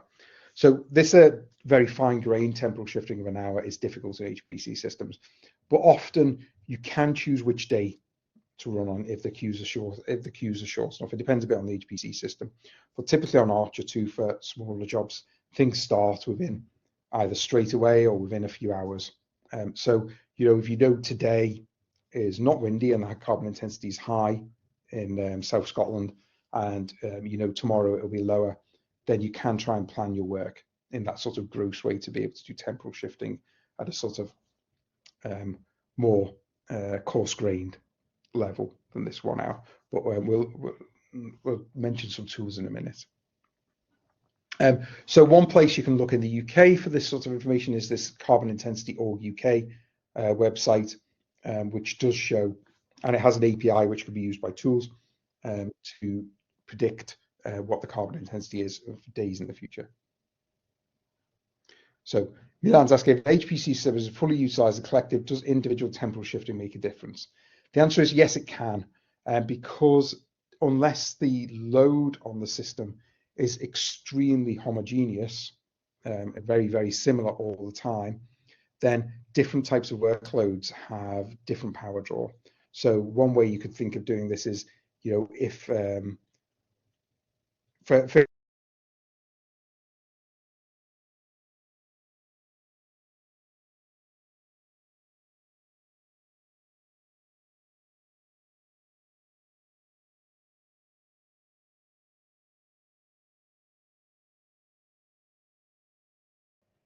sorry, my connection seems to be a little bit just unstable at the moment. It keeps flicking on and off. So please let me know if you miss something I'm saying. So for on an HPC system scale, some applications will have high carbon intensity and some will have lower carbon intensity. And the goal then would be to push the high carbon intensity jobs to times when, it's the high power intensity jobs to times when carbon intensity is low, and that low power intensity jobs, maybe the more memory bound or IO bound jobs in the HPC system, to a time when the carbon intensity is higher. Okay, so even though the system is fully utilized, as long as the jobs are not all homogeneous, then you can start to play games of temporal shifting to reduce emissions from the service.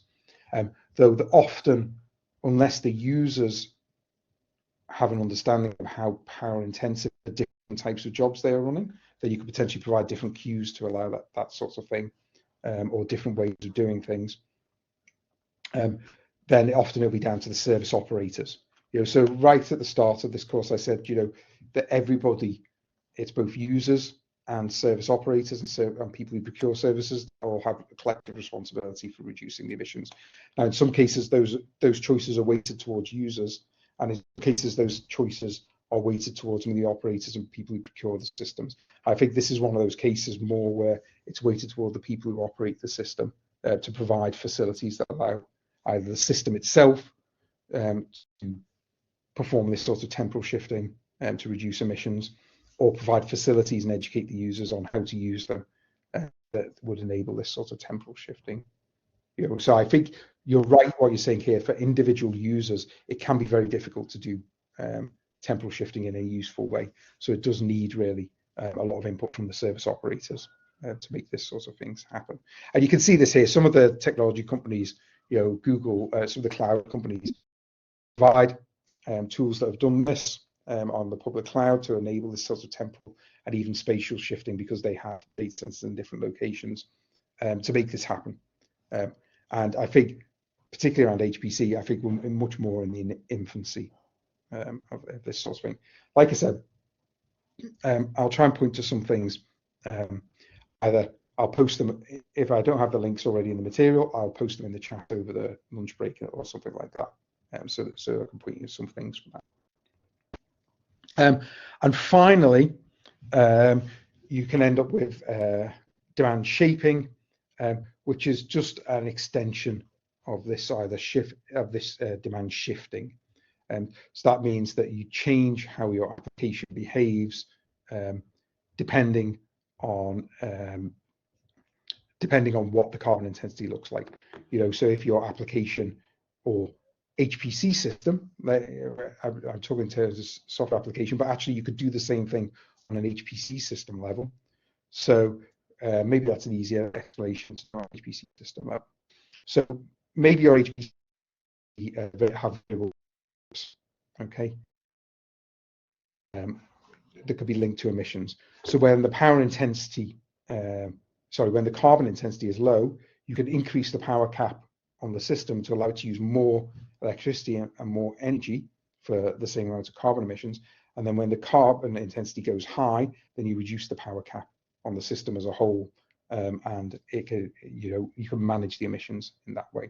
So this sort of demand shaping is a thing that's difficult for individual users, but is something that can be done by HPC services, potentially by using either gross approaches or more intelligent approaches to how to do this sort of demand shaping. Right, so for example, if carbon intensity is low, increase the demand, do more or faster calculations. Carbon intensity is high, decrease demand, or slower calculations.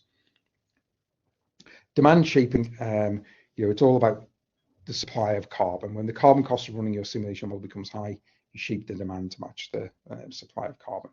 As I said, I think this is more on the HPC operations sides than other things. But you see this every day in life in these eco modes for cars, washing machines, and things like that. And some software does have this sort of eco mode as well. So there's some examples here. So as a green user of an HPC system, we may consider cancelling or reducing the power intensity of our workflow when the carbon intensity is high, instead of demand shifting, reducing the energy demands of our work. And we can control that, for example, through, on ARCHER2, people can set the CPU frequency, it's set to default, but you could set it was higher when the carbon intensity was lower when the carbon intensity, and that gives you a sort of coarse power cap on your system. So there's a short exercise here at the end of this section. I think because of where we are with time, what I'm going to do is I'm not going to get you to, I'm just going to go straight to the solution of this exercise. Give me a second. And then we can move on to the last section before lunch, which we probably just won't finish before lunch anyway. So here's some ideas for, I think this is sort of what people were getting at when they were asking here. So you could do, you can schedule based on power intensity of an application. So this could be manual. You could have different queues on the system based on predicted power intensity. And you could implement charging discounts for users who use this facility. So if I've got a high power intensity job, I put in the high power queue, which maybe gets enabled when carbon intensity is low and things like that. Or you can have some sort of automatic system where it detects or predicts the power intensity of jobs and schedules them accordingly. You could potentially implement a credit-based system So you have earning and spending periods. During an earning period, users earn priority tokens based on how emissions efficient they are, for example. And then a spend period where users with most tokens get more priority on the system to encourage people to be more carbon aware. This type of approach has been piloted on the Fugaku HPC system in Japan. There's a link there to the paper showing that. There are power capping approaches, which I mentioned. The system power cap fluctuates with grid carbon intensity, and then you need a tool to distribute that power cap amongst jobs, or you could just make it flat. But there are more intelligent ways to do it. For example, HPE have a tool called PowerShed, which have been used at the HLRS location in Germany, and is being trialed on ARCHER2 as well to see what difference it can make for different workloads. So that's a type of demand shaping approach. So there are these different approaches you can take.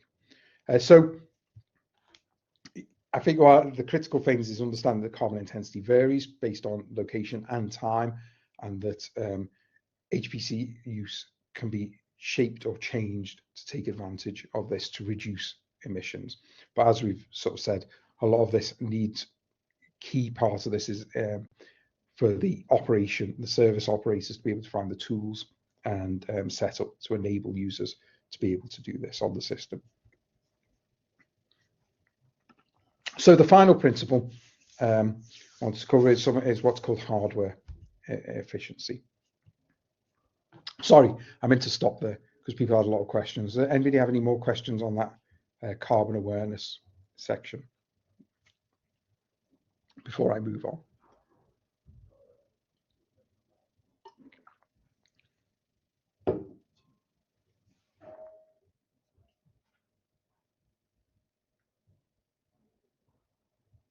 No, I'm not seeing anything there. So we're going to have a brief chat. We might not finish this section before lunch because we've only got about 10 minutes left before the lunch break, but we'll go as far as we can. So this is the section about embodied carbon and what embodied carbon is, and how we can improve embodied carbon efficient on HPC systems, and what individual users potentially can do about that then. So I think as a few people have mentioned already, and we've mentioned in terms of renewable energy sources as well, the hardware used that makes up HPC systems or anything is an important matter to consider because it already has carbon associated with it before you even start using the hardware and powering it through electricity. So even the device I'm using to present here, or you using to participate in the workshop, produced carbon when it was manufactured.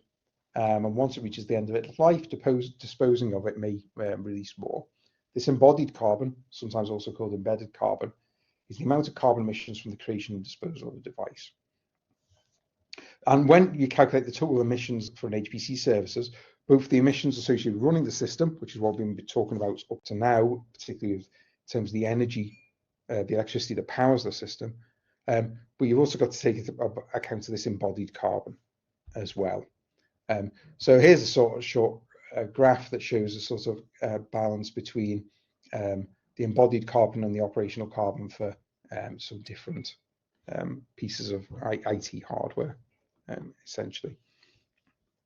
And you can see, for example, for a smartphone, almost everything is embodied carbon, right? Because it doesn't use much energy.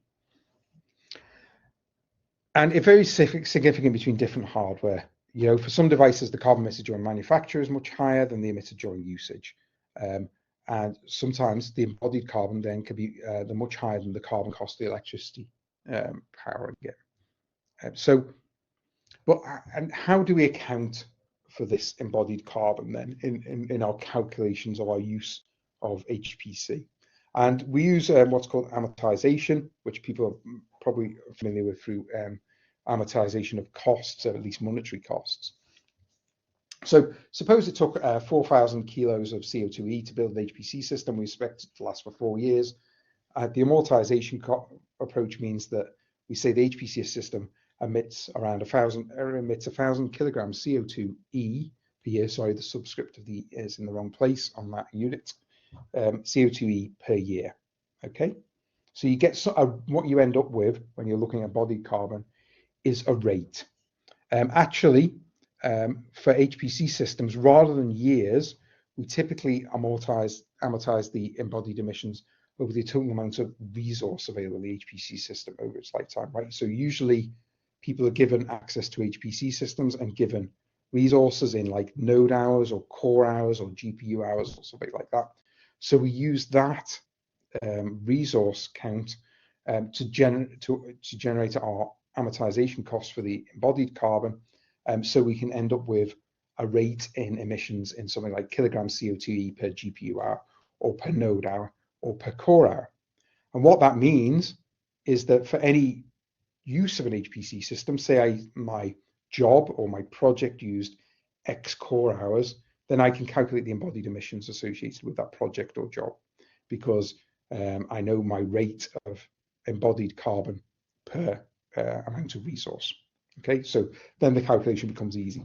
So actually the tricky calculation for the embodied carbon is calculating the embodied carbon costs, and then it becomes trivial. Once you have the total embodied carbon, you can divide it by the number of resources available on the system over its lifetime, and you end up with a rate that you can then use to add on to the emissions from the energy use to get your total emissions. And that's what we'll talk about more this afternoon, is how to do that calculation.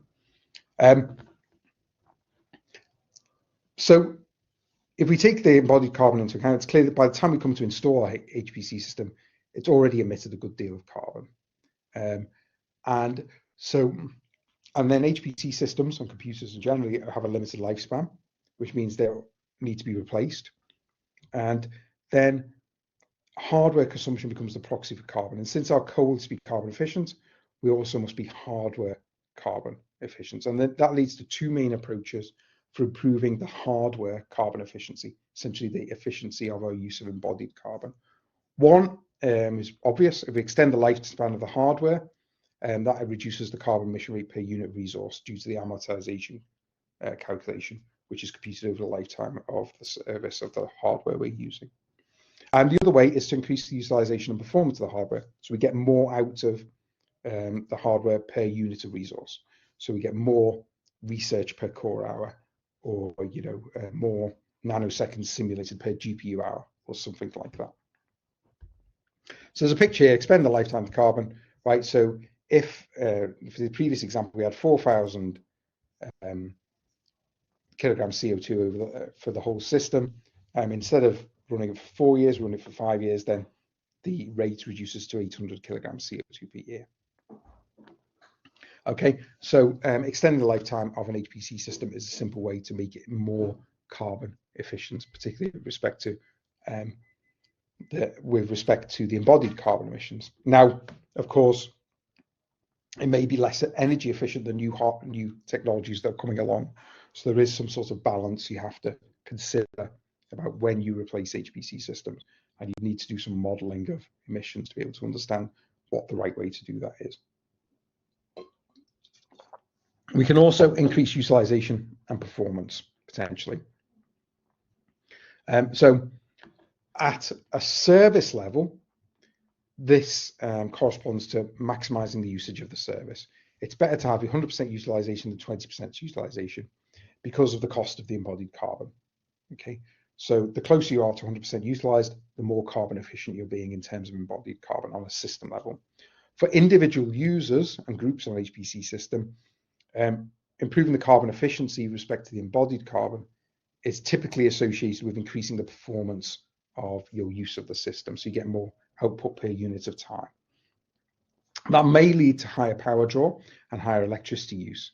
That means that you need to know what the balance between the embodied emissions and the emissions from electricity use are on the HPC system to make useful choices about improving your overall carbon efficiency. Really, there are 3 potential scenarios. If the embodied carbon dominates, you run as high performance as possible, irrespective of energy use, to maximize carbon efficiency.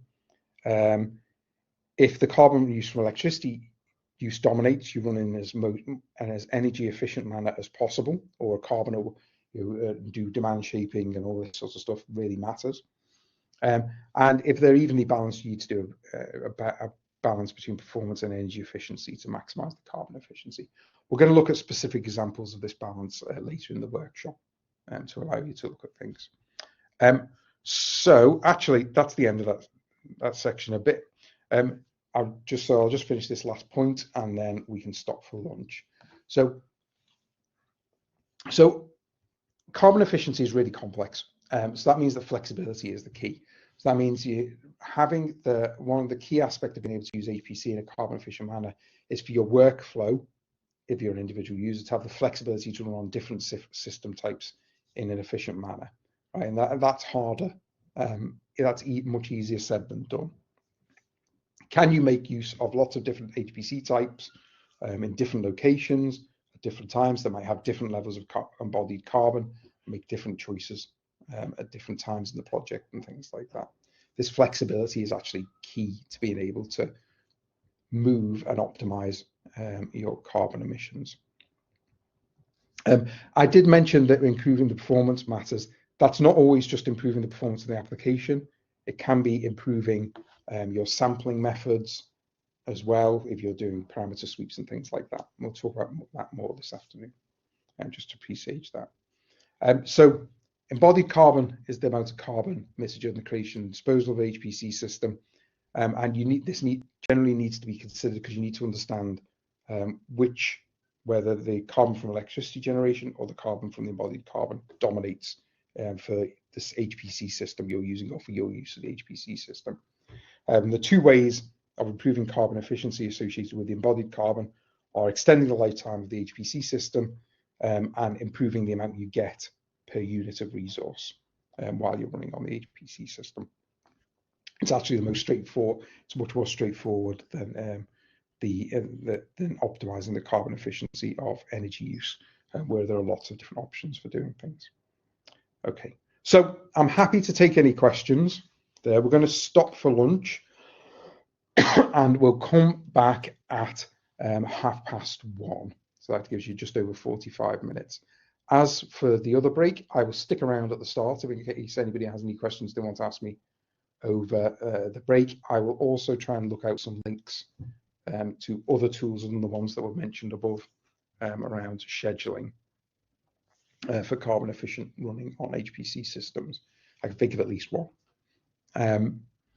But yeah, I'm happy to try and answer any questions if people want to stick around. Otherwise, see you back here at 1:30, and then we've just got a couple of hours in the afternoon to finish off the sort of measurement and carbon reduction sections.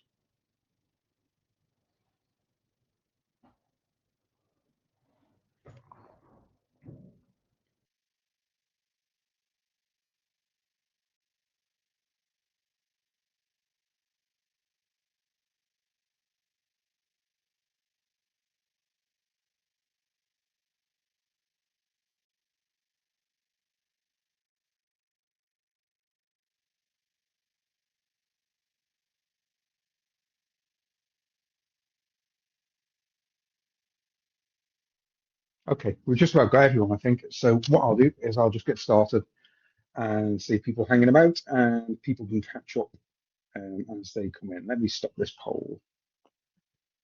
Okay, I did put some stuff in the chat. There was a question around particularly energy storage, batteries rather than batteries on the grid for smoothing of energy from renewable sources, but batteries at point of consumption. So people have this in the houses, for example. People who can have, like, who are charging electric cars and things, can have batteries installed in their house to collect energy when the cost is low, typically when there's a lot of renewables, and then discharge, and then they can be used when electricity cost is high, when the use of burning fossil fuels is higher. So that could possibly done, typically could be done, or potentially could be done at a data center level where HPC systems are installed too. I think the challenge is mostly cost. It's quite expensive to install energy storage at the level that would be required to support an HPC system for any significant period of time. And I think a lot of people are looking to the grid to solve this problem a bit, at least at that sort of scale.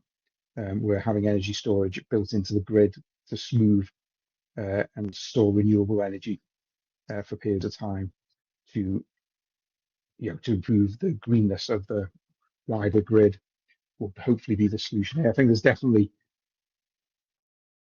a argument in terms of scale and cost that make and efficiencies that makes it easier at the grid level that doesn't point to consumption level, at least at the size of an HPC system.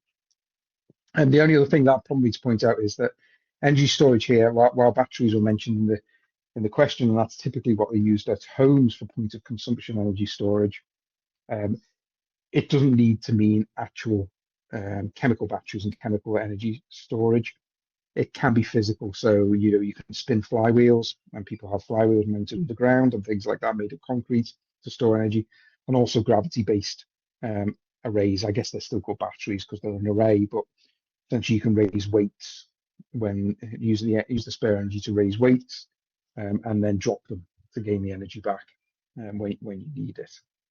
I also put a link into the CATS Green Scheduler, which is a sort of proof of concept first go. It's trying to do some sort of temporal shifting climate aware scheduling. It still needs work to integrate with HPC schedulers such as Slurm.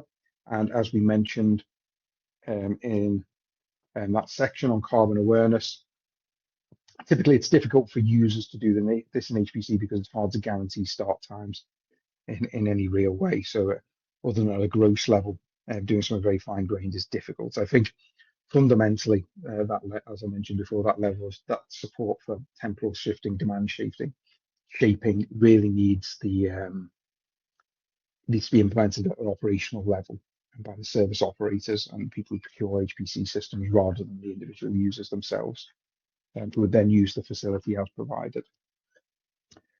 But anyway, did anybody before we get started this afternoon, does anybody have any other questions they want to ask that they thought of over lunchtime and didn't get a chance to ask this morning?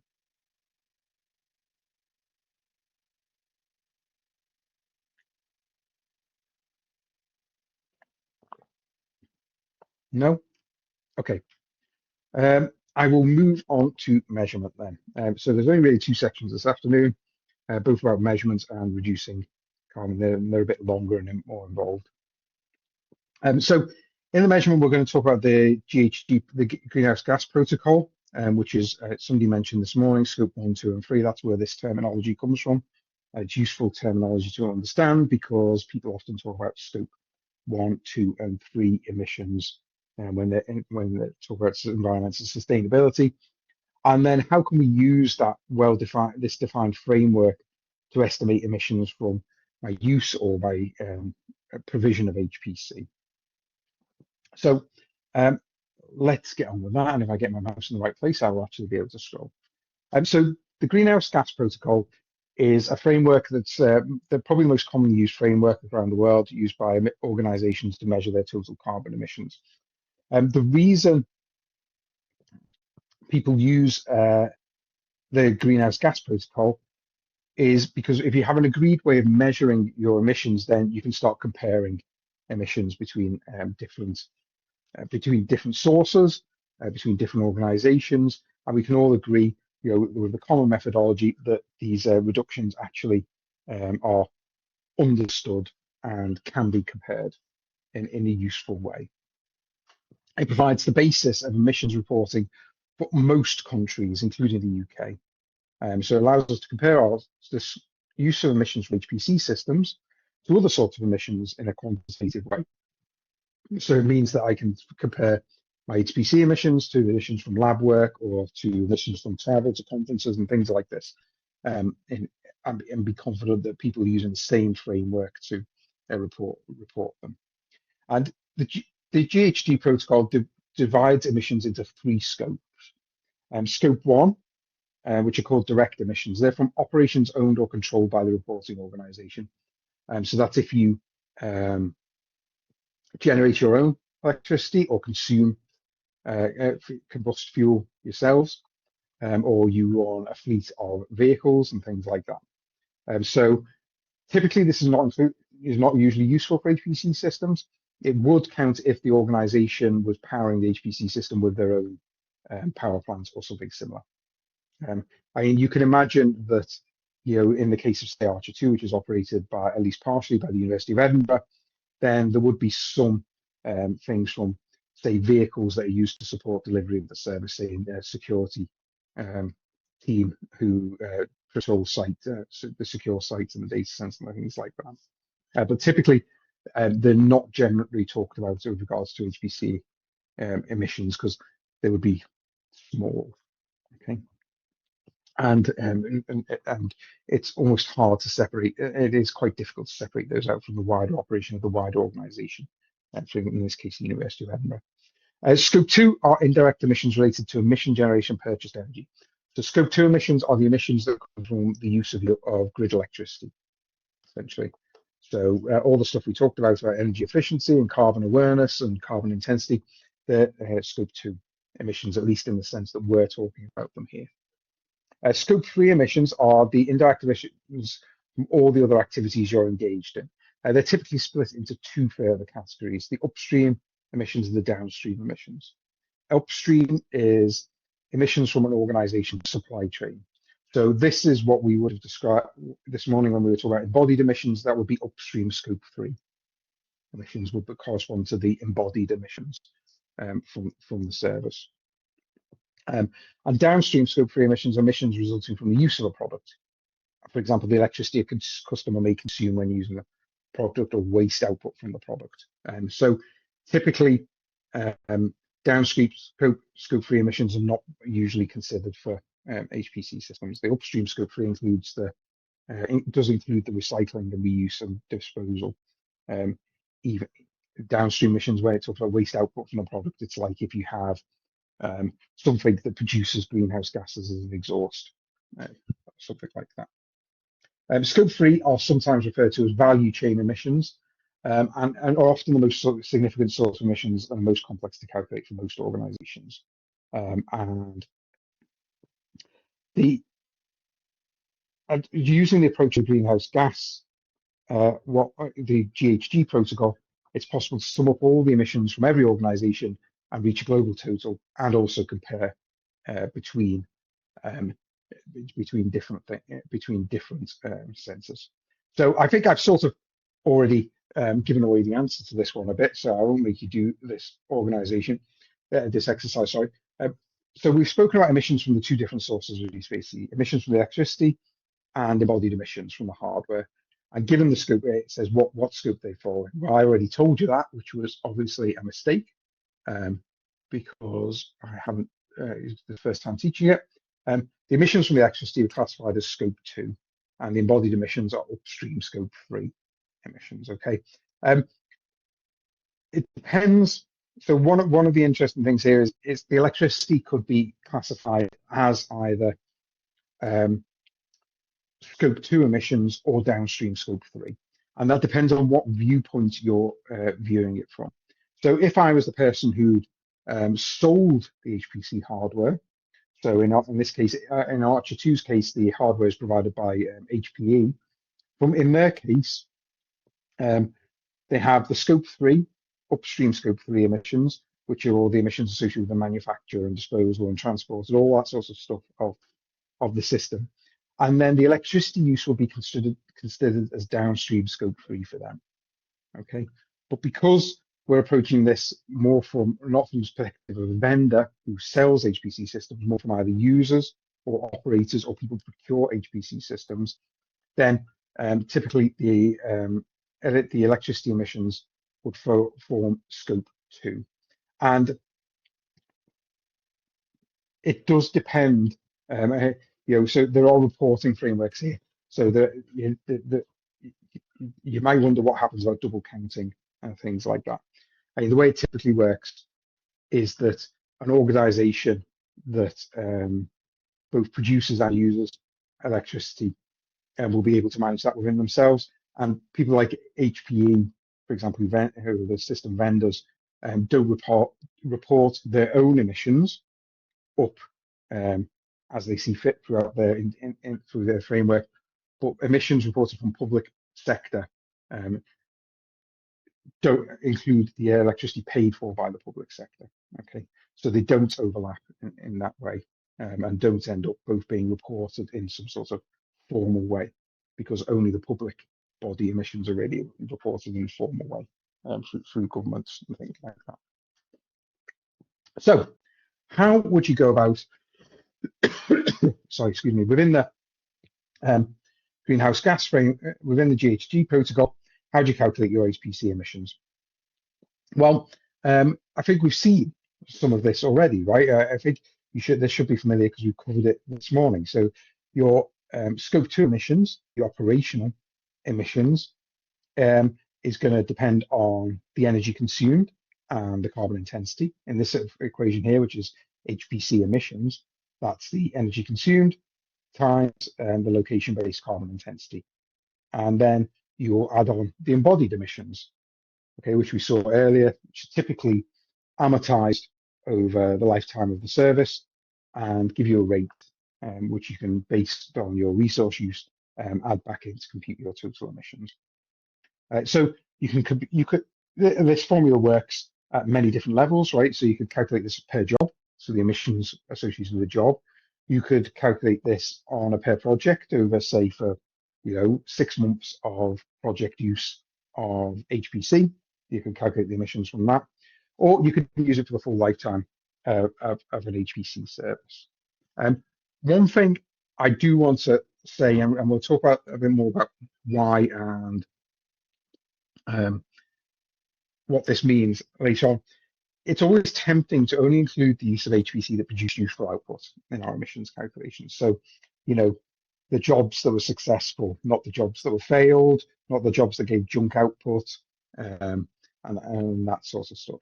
Or, we often in research, people or projects will investigate things that don't turn out to give the results that they want, so they'll have to go and do something different from what they originally intended, but they still spent some time and some resources and ran some jobs to investigate the thing that proved to be a dead end. And it's tempting to eliminate those from our calculations, but this really should be avoided, right? The true amount of emissions includes all of our HPC system use to get the results we use in the end. And so failed jobs due to errors or other reasons, or calculations did not produce useful output, must be included in this, as they are part of the emissions that we had to get to the results that we wanted. So this sounds negative, right? It's going to increase the emissions associated with your work or the use of HPC, but it is positive, right? One of the ways you can reduce the emissions from the use of HPC system is to be more careful and more considered in our use of resources to eliminate the emissions arising from non-productive jobs or non-productive use of HPC systems. So although we talk about scope 1 to 3 above, I'll tend to talk about operational emissions. That's the carbon from the electricity required by HPC use, represented by E times I, and the embodied emissions, which we discussed earlier, physical HPC components. They're represented by N in this HPC emissions equation above. So the way you calculate hopefully it's pretty obvious the way you calculate your HPC emissions. You gather your energy use, and I'll talk a bit more concretely about this below. We've already seen that the energy use can be provided by the system through the scheduler interface or other counters on the system. This can be measured in that way, or it can be estimated. And actually, it often ends up being a combination of measured and estimated data, as you'll see in a minute. We determine the carbon intensity at the location of the HPC system you're using, and there are other caveats to that we'll talk about in a minute too. You determine the embodied emissions associated with the use of HPC. We've sort of seen how you do that, but we'll cover it in a bit more detail. Essentially, you compute the total embodied emissions, and then you amortize it across the amount of resource available on the system over its lifetime. And then you plug the numbers into the equation, and you end up with your total HPC emissions for whatever you're calculating it for, be it a job, be it a project, be it use over a certain period of time, be it a lifetime of the service, or whatever. So the first step is to gather your energy use. And many HPC systems now provide this data for jobs that run on the system. I've provided a link to how this is done through ARCHER2. Other systems Slurm is becoming quite ubiquitous as a scheduler, and many systems have the energy use in the Slurm data. If that's the case, then you can use these as the starting point for calculation energy use resources, every HPC resources. If it's not available, then you're going to need to estimate the energy use of the resources. This is typically done by summing up the power draw for different components of the HPC system, and then using this divided by, in the same way we do the embodied emissions, divided by the amount of resource, and you get a energy per GPU hour, or an energy per CPU hour, an energy per node hour, or something like that. Even if you do have the energy use data available, this is likely to only cover really the energy use of the compute nodes, or even just the processors on the compute nodes. So you're typically going to have to do some sort of estimation of power draw of the other components to know how much extra energy to add to include them in your calculation. I mean, if you only have that and you can't estimate on top, then you can't estimate concretely on top, then you can use just sort of rough values, or you can make sure when you quote it, you say this is only including this sort of energy use. It's still better than nothing. If you're really lucky, the HPC system staff would have done this calculation for you, as we've done on ARCHER2, where in the documentation I linked to before, and I'll put this link in the chat as well, so that you can see it. That one shows that links directly to scope 2 emissions, but actually it links to the calculation, shows you how they calculated the scope 2 and scope 3 emissions for ARCHER2. But here we're going to look at briefly at two different ways to estimate the power draw of HPC systems, which then can be used to compute the energy use. And we can use either the total power draw of the system or the per component power draw of the system. There's an implicit assumption that we've simplified in this course, that the methodologies assume that all the compute nodes really are homogeneous. That's a typo. If the system is heterogeneous, like it has nodes of CPU nodes and GPU nodes and with different types of hardware and things like that on, then it becomes more complicated. And typically the way you deal with this is you separate out the system and treat them as smaller HPC systems, each made up of a homogeneous block. So sorry, I'm just taking a note of that typo because so I can correct it in the base material. So then you can treat it as its own small HPC system to help calculate energy use. First of all, one of the simplest ways to estimate your energy use is to use the total power draw of the HPC system and divide it by the number of components to get a mean power draw per component used to estimate your energy use. So if we had a system where the total power draw of the system is 250 kilowatts and it contains 512 GPUs, then the mean power draw per GPU is the 250 divided by 512 is about 0.5 kilowatts per GPU. Okay, and that means the energy used for 12 hours for the use of 2 GPUs is 12 hours times 2 GPUs times that power draw. I'll give you almost 12 kilowatt hours. Okay, so if you can get hold of a number of the total power draw of the HPC system you're using, and you know how many components are, then you can use this to estimate energy use without having to have counters available on the nodes or any other things like that available to you. The next step of complexity up from that is to use per component power draws. And this is the same calculation that was used for ARCHER2. And I'll say why we did this, even though we have measurements of actual measurements of energy use from the compute nodes on the system in a moment. So what you'd want to do then is get an estimate of the power draw of each component and the number of those components in the system.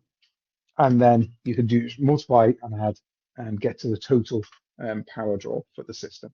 So on ARCHER2, the components that are likely to have the highest power draw, the compute nodes, the interconnect switches, various storage, and the coolant distribution units that push the liquid cooling around the system. And we've got some estimates of power draw. We've got an estimate of the loaded power draw for those things of various numbers in kilowatts, and the number of different components that we have of each of those things. So we can take the number of compute nodes, say, multiply it by the power draw of each compute node, to get a total power draw for that part of the system. And then you can calculate it a percentage of the total. And there's some notes here about where they came from for ARCHER2. So here we've got a full power draw estimated about 2.8 megawatts or something like that. There are 5,860 compute nodes. So we can compute a mean power draw per compute node, which includes all of the components of the system. It's not just a compute node power right now, it's including some power draw from the storage and the switches, assuming every node uses it equally, and get again a estimated power draw per node, and then use this to compute energy consumption based on how many node hours we use on the system. Right. But on ARCHER2, we can do something a bit cleverer. Because we know we have the total compute node energy use available per job from the Slurm scheduler, the table above that shows in the estimate that this covers around 85% of the power draw of the components on the system. Okay. So what I can do is actually take the power draw from the nodes and add an overhead of 15% to account for the power draw of the other components in the system. So this sort of assumes that a heavily a job that is using more power per node is also using more power per other components on the system, which seems mostly reasonable, though you could argue either way for the storage. So what you can do is take the reading, the actual value, and then add an overhead for everything else, all the other components in the system. And that's how we do it on ARCHER2. Then, of course, on top of that, if you remember this morning, we talked about PUE and as well as the electricity used to power the system. You have these overheads of running the plant and the cooling and those sorts of things, which are given by the PUE. If you remember, a PUE of 1.25 negates an additional 25% of energy use is added on top of the system energy use to account for the plant. Then, and you might remember that I said for ARCHER2, the typical PUE is around 1.1. So what that means, we can add an extra 10% on top of the 15% we've already added to account for the plant overheads. So you end up with a way to calculate the total energy use of a job, which is measure the total compute node energy use via the node counters, which you have access to through Slurm. Add 15% extra energy to cover energy use from the other components, storage, interconnect, coolant, CDUs, which are part of the system. And then another 10% of energy use on top of this to cover the plant overheads for the system. Right, so that is the more complicated way to do it if you have the information available.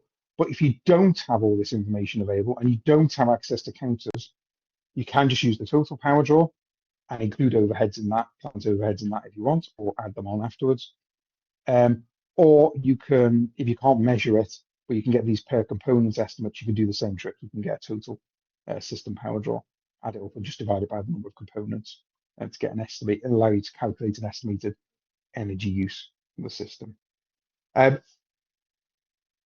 Obviously, it's more accurate to do the more complicated thing generally, but I think any approach here is going to be useful for at least estimating the scale of HPC emissions from your work compared to other sources of emissions, right? So you don't need to be exact to say, well, my emissions from flying are 5 times larger than my estimated emissions from HPC use, right? So that clearly gives you an indication of what you want to do, or the other way around. So that sort of level of first pass to understand where you should start looking for the places to improve your emissions is definitely doable, even without very exact numbers. And you can start to do this. I mean, these sorts of peak components, power draws, are available on product data sheets for processors and GPUs and things like that. And you can add them up to get rough ideas of the sort of maximum potential energy use of compute nodes of different types, even if the system you're using doesn't have them available.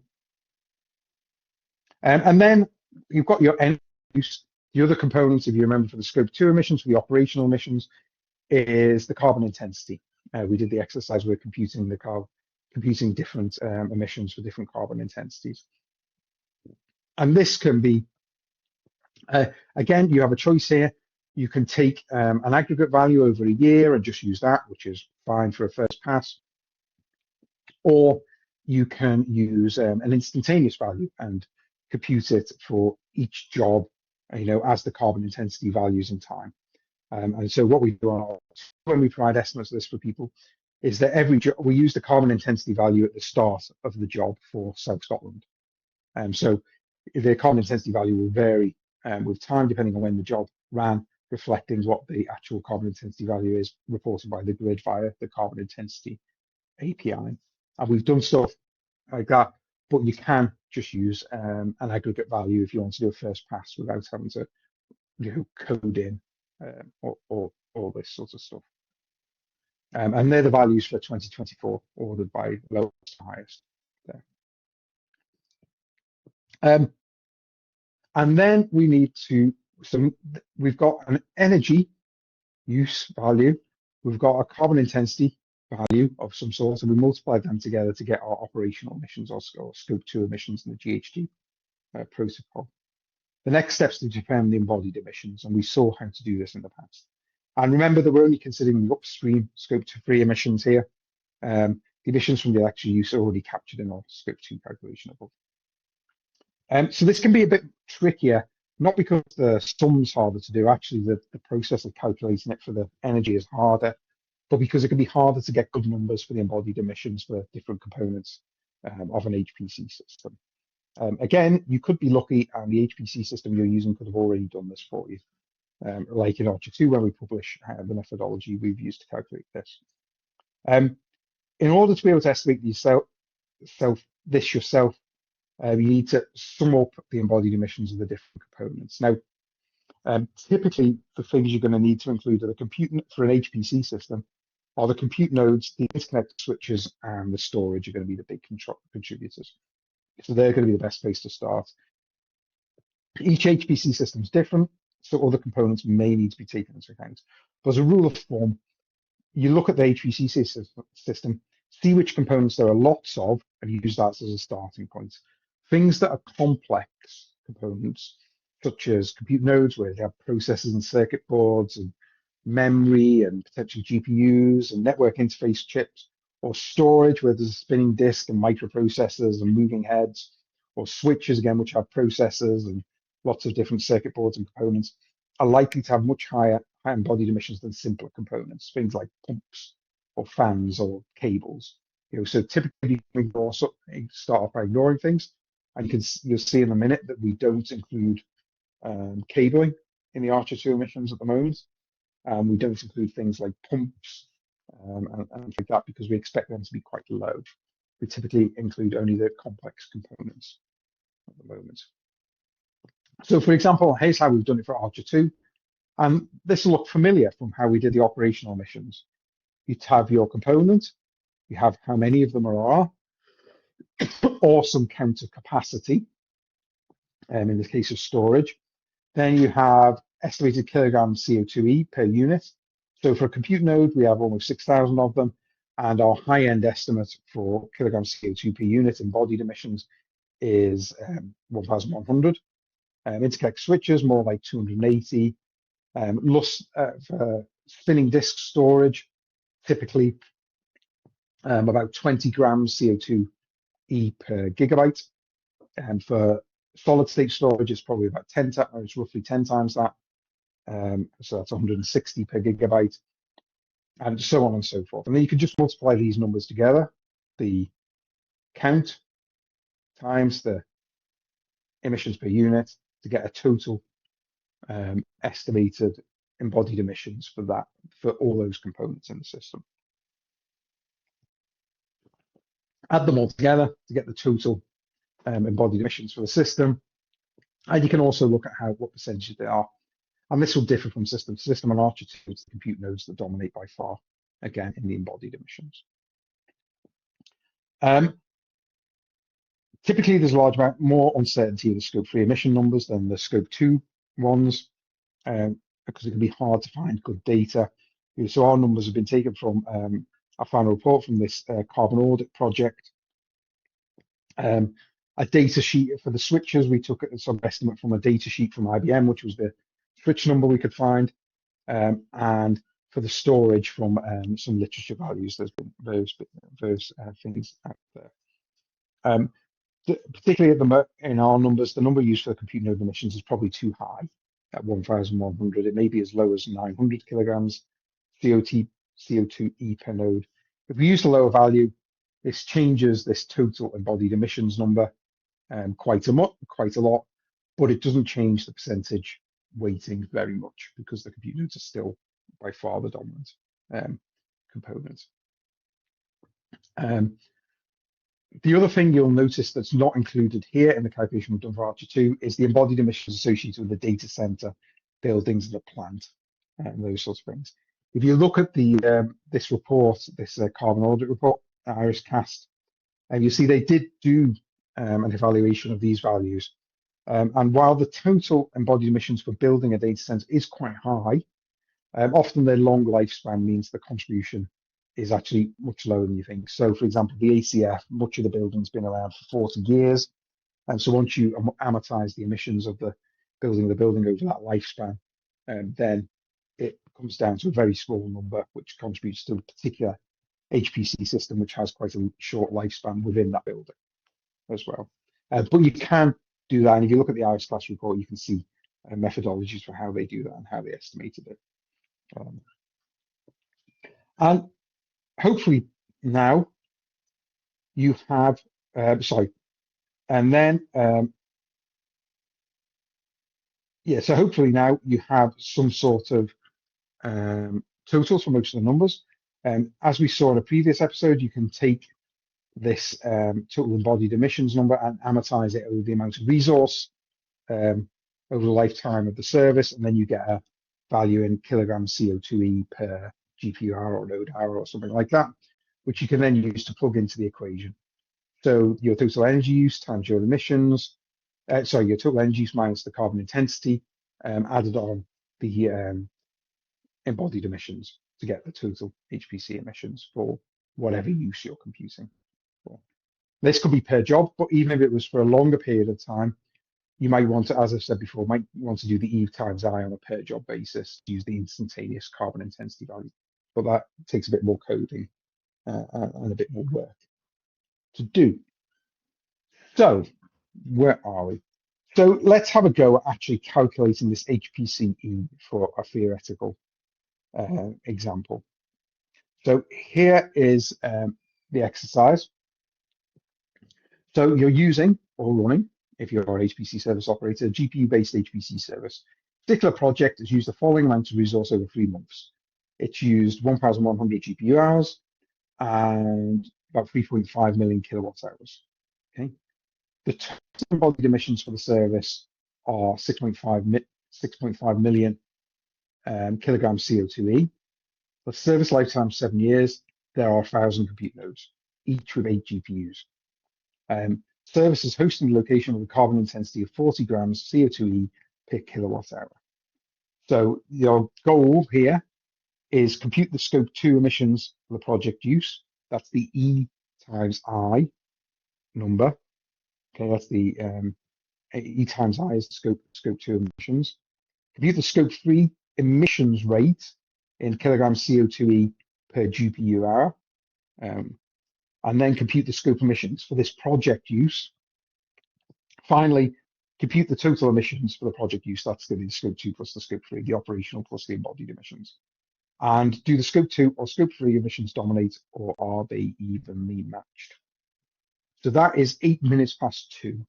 I'm going to give about 10 minutes for this one. If people need longer and it's taking longer, then we can always extend it a little bit. But I'll give you 10 minutes in the first instance to have a go at that and try and answer it. I'll put the usual little poll up so you can mark when you've finished, and then we can have a chat about the answers to the exercise at the end.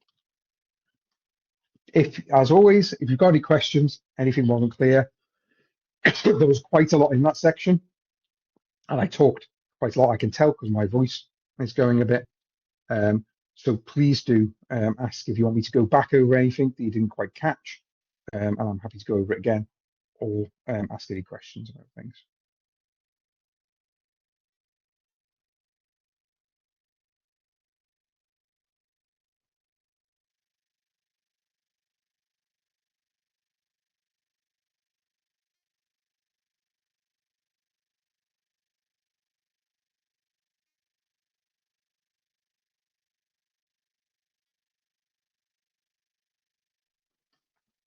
Okay, let's have a look at the answer now.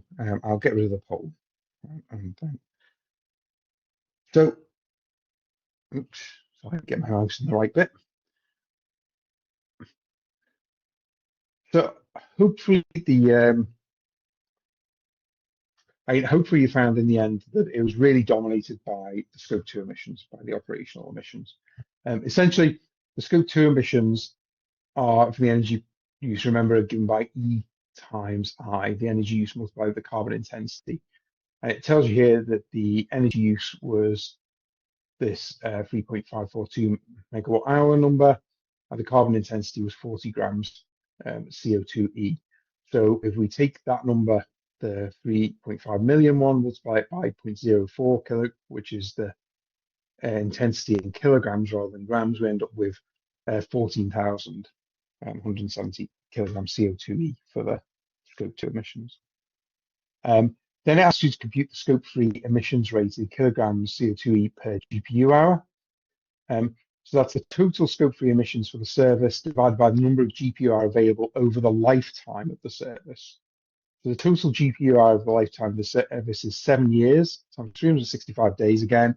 Simplicity, just not worrying about leap years particularly here, because it won't make much difference to the number. Times 24 hours, and it told you there were 1,000 nodes with 8 GPUs per node. So that gives you this large number of almost 500 million could be GPU hours over the lifetime of the service. And the scope 3 emissions rate, therefore, is the total embodied emissions of 6.5 million kilograms divided by the number of GPU hours. It comes out at about 13 grams of CO2e per GPU hour, or 0.013 kilograms CO2e per GPU hour. It tells you the project used 1,100 GPU hours in the time period. So we multiply that up, 1,100 GPU hours times the 13 grams to get 14.3 grams kilograms CO2e for the embodied emissions. So the total emissions are the operational, the scope 2 plus the embodied emissions, the scope 3 emissions. So that's 14,000 plus 14.3.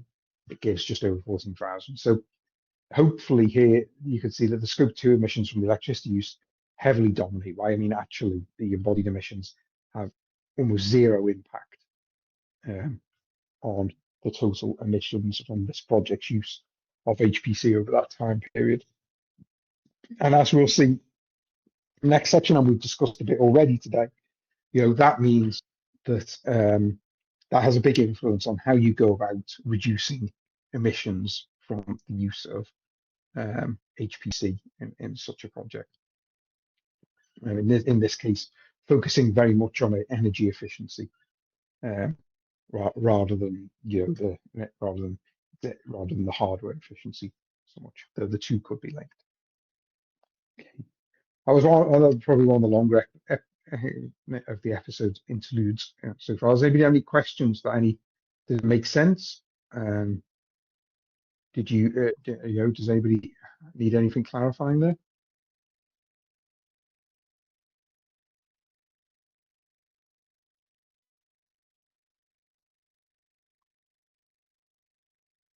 No? Okay.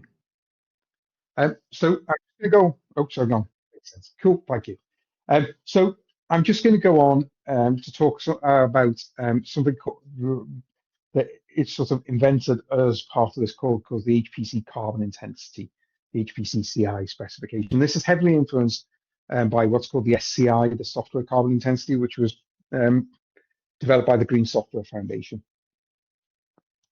And the reason, what this is a rate. The CI rate to calculate your emissions rate from HPC system use, and it's designed to try and encourage action towards eliminating emissions. So rather than just computing the total emissions, which varies depending on, how much work you're doing, how long you measure it over, all these sort of things, if we can turn that into a useful rate, then improving that rate or improving the rate of emissions to actual output is a better way to drive change and to measure your change towards reducing emissions and making it more efficient. Okay, so while the greenhouse gas goes problem, the HPCE, which was based on the UG above, calculates the total emissions. This is calculating the rate of emissions. So if you compare it to a car, it's the HPC CI is more like a miles per gallon measurement, and the HPCE or the GHG protocol is more like the total carbon footprints of a car manufacturer. Okay, and all the cars they produce a year. The key things here are it's not possible to reduce your rate by purchasing offsets in the form of utilizations, compensations, or offsetting electricity and renewable energy credits. We're going to talk about that in a minute. And that this means that any HPC system use makes no effort towards reducing emissions, but spends money on carbon credits, cannot reduce their HPC CI rate. Okay? While offsets are important, they're not eliminations, and so don't count in terms of reducing your emissions rate. So if you make your HPC use more energy efficient, hardware efficient, or carbon aware, if you remember they were the three principles, and right at the start of this course we said they were the only three things you could do to reduce emissions from HPC use, then the HPC CI rate decreases. So the only way to reduce your rate is to invest time and resources into one of these three principles. Okay, it's very similar to what we've just done. So the HPC CI is essentially that HPCE calculation we just did, which is this bit here, and then we turn it into a rate by including a functional unit and say how much of something we got for those total emissions we just produced. Okay, so this bit is just what you've just done. Okay, so it's not much more work on top of what you've just done. You just need to decide on the functional unit. So what this will yield is an emissions rate and a carbon emissions per functional unit. So that functional unit could be anything, but what makes sense, you could be multiple things. You could have multiple rates for even the same project, depending on the different use cases or which one. You can try them out to see which one's more useful.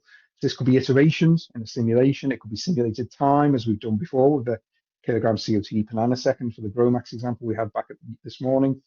Cycles, it could be research papers published. It could be pounds of investment generated. It could be anything like that. And this will give you something like kilogram CO2 per iteration. So what you do is exactly the same as computing your total emissions before, at least the first 4 steps are. And that's just what we did in the last exercise and what we covered already.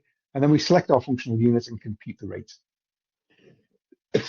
So this could be anything, as I've just mentioned, nanoseconds, number of years simulated, iterations.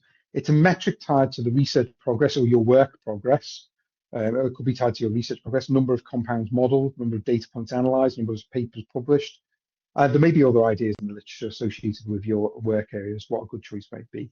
It could be for, if you're operating a service, it could just be the amount of resource. So kilogram CO2 per GPU hour would be an example of an HPC CI rate.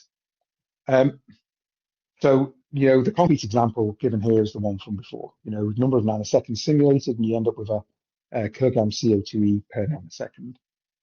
And you can use multiple ones, there's nothing stopping you doing that. They might be useful in different contexts. So once you've got your total emissions and you've decided on your functional unit, then you can compute your rate. So for example, continuing our example from before, if we take, say we had a total emissions of 1500 nanograms CO2e and a total number of functional units, say there were 950 nanoseconds simulated, then you'd end up with an HPC CI rate of 1500 grams CO2e divided by 950 nanoseconds, 1.58 kilograms CO2e per nanosecond. Okay, that is pretty straightforward. And that gives you an idea of what the emissions are per amount of work you're doing. So I'm not gonna make you do the exercise because I think this is pretty straightforward. This exercise actually says, you know, we see this is the number from above that you just calculated the total energy. Um, Say that project was actually modeling the climate and managed to simulate this many years of Earth's climate during a 3-month period using that amount of resource. What's the HPCI rate in CO2e per simulated year and CO2 per GPU hour?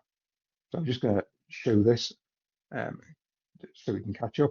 Essentially, you just divide the total amount of emissions by the amount of functional units. So in this case, you'd end up with 3.85 kilograms CO2e per simulated year for this study, or 12.89 kilograms CO2e per GPU hour will be the emissions rate. So,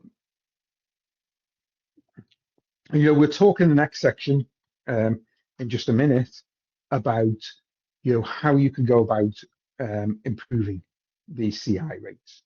But one thing to note is that they're actually useful for other things. So they can be used for emissions associated with future use of HPC systems. So one of the things that you might get that's coming in more and more, particularly if you're applying for research funding, but also if you're justifying things in business cases, is giving an estimate of the amount of carbon emissions associated with a particular project. And these CI rates can do that, right, in a way that the total emissions can't in a straightforward way. So, if I know that a future study is maybe going to have to simulate 7,000 years of climate, then I can use this rate to estimate the amount of emissions from a similar sort of architecture as I ran this example on, to give a good estimate or reasonable estimate of the amount of emissions that will be associated with the future use of HPC. And these HPC CI values can help provide you with these estimates tailored to the specific research project that you're doing, and even compare different hardware architectures.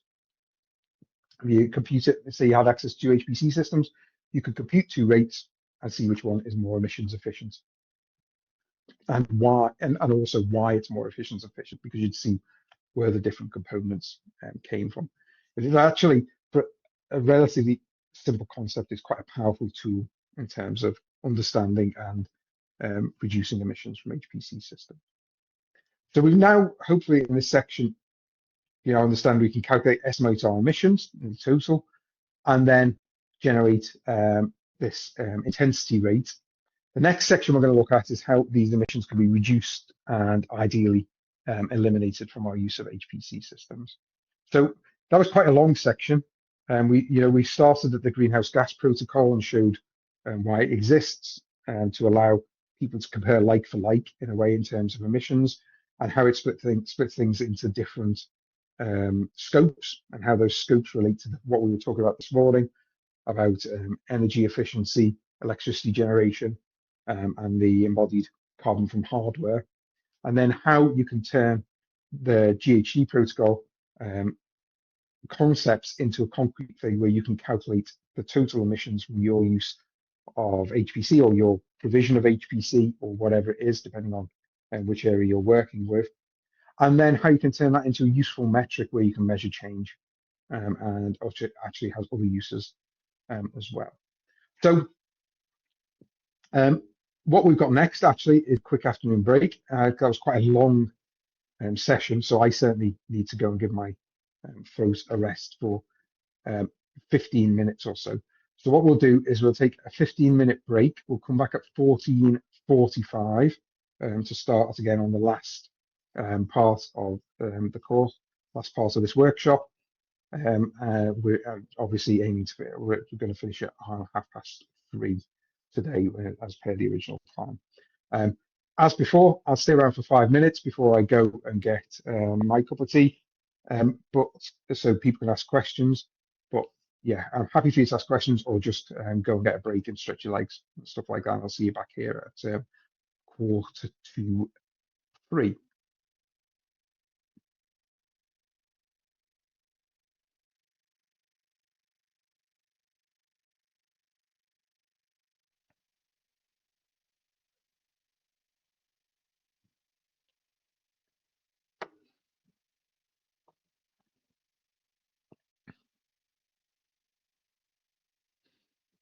Okay. Let's go then. So we've got enough time to get through this and hopefully give a bit of time for anybody who wants to ask any questions at the end or uh, chase up anything.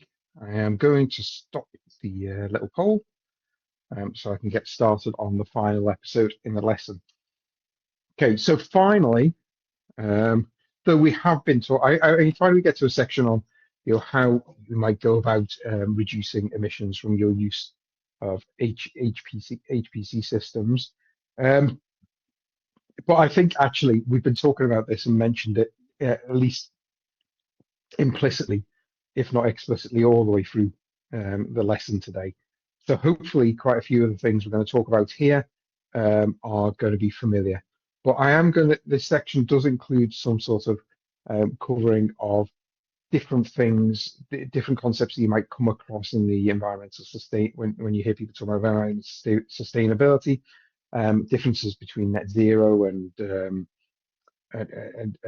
other concepts, and differences in terms of energy purchasing agreements and matching strategies and things like that. So hopefully they give you some idea of the concepts of around reducing emissions that you might run across, as well as the sort of general understanding of things we've been talking about too. So in recent years, I mean, there's a lot of talk about different ways to reduce emissions. So you hear terms net zero, carbon neutral, carbon negative, climate neutral, often used interchangeably. The primary objective of reducing, removing, preventing carbon emissions.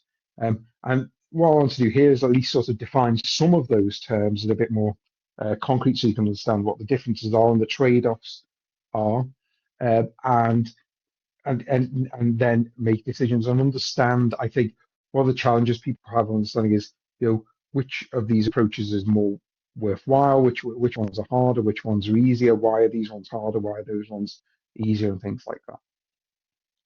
So there's many ways to reduce emissions, but actually, although I say they're complex, there are really only two types of things. One is abatement and elimination, not emitting the carbon in the first place or reducing the amount of carbon emitted, and then offsets, which fall into two different categories: compensation or avoidance, which is paying somebody else not to emit the carbon, or neutralization and removal, which is taking carbon out of the atmosphere. So that's carbon that's been emitted and removing it.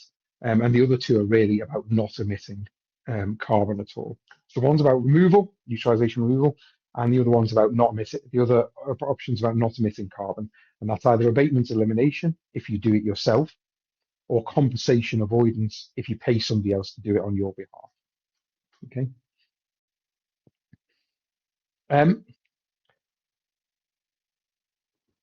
So carbon elimination, often called, which is sometimes called abatement as well. Actually, that term is defined by the Science-Based Targets Initiative. And the idea here is that you eliminate sources of CO2 so it doesn't even enter the atmosphere, right? And this is the core of any emissions reduction strategy, is reducing the amount of CO2 that actually enters the atmosphere. This is anything. There are lots of different ways of reducing emissions, but actually this has to be the core of any carbon reduction strategies, that is abatement. It's not enough on its own. There's always going to be some emissions left over. You can't abate all or eliminate all your emissions, but it must form the basis of anything. So I've got a short exercise here. I'll give you maybe just 3 minutes to think about. Pick one of these things actually. So here it says, abatements, a critical component of carbon emissions. Pick one of the questions below, the one that's most relevant for your role, which is either as an individual user or researcher of HPC systems. What actions could you take to promote carbon abatement, to prevent abatement? If you're a service operator, what actions could you take? Or if you're somebody who purchases HPC systems, what strategy could be? Don't go, don't spend too long trying to come up with detailed answers here. This is just maybe a couple of points or a couple of ideas, and we'll do that for maybe 3 minutes until about 4 minutes until 14:54, and then we will have a look at some of the answers and what some things that people have thought of.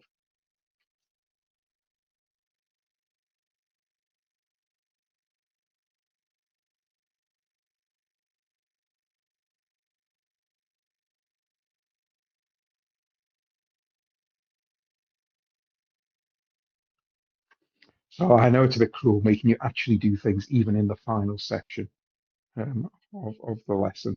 I've got to check everybody's still awake somehow.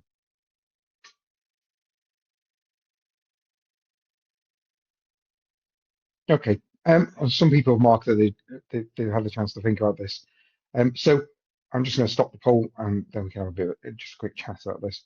So I see that Wahab has already put some ideas in the chat.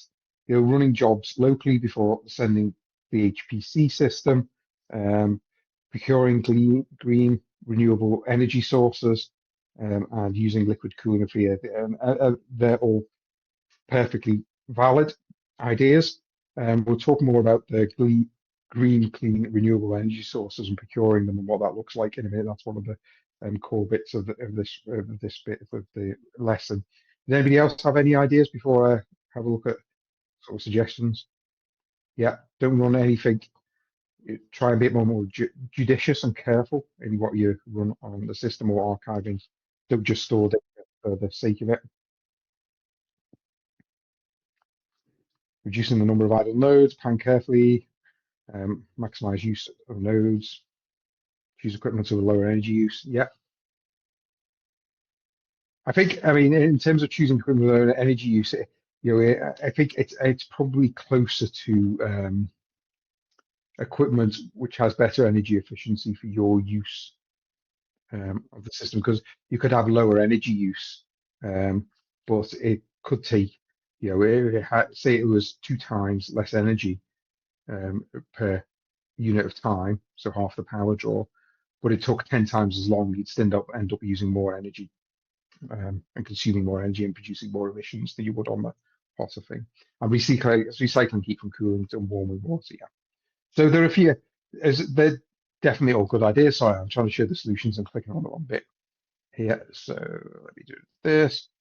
So individual users run fewer, I mean, simply running fewer jobs. That means being more careful in what you're doing, less job failures. We talked about spatial shifting and temporal shifting before, potentially as options, though I think we agreed that it was more difficult for individual users to do that.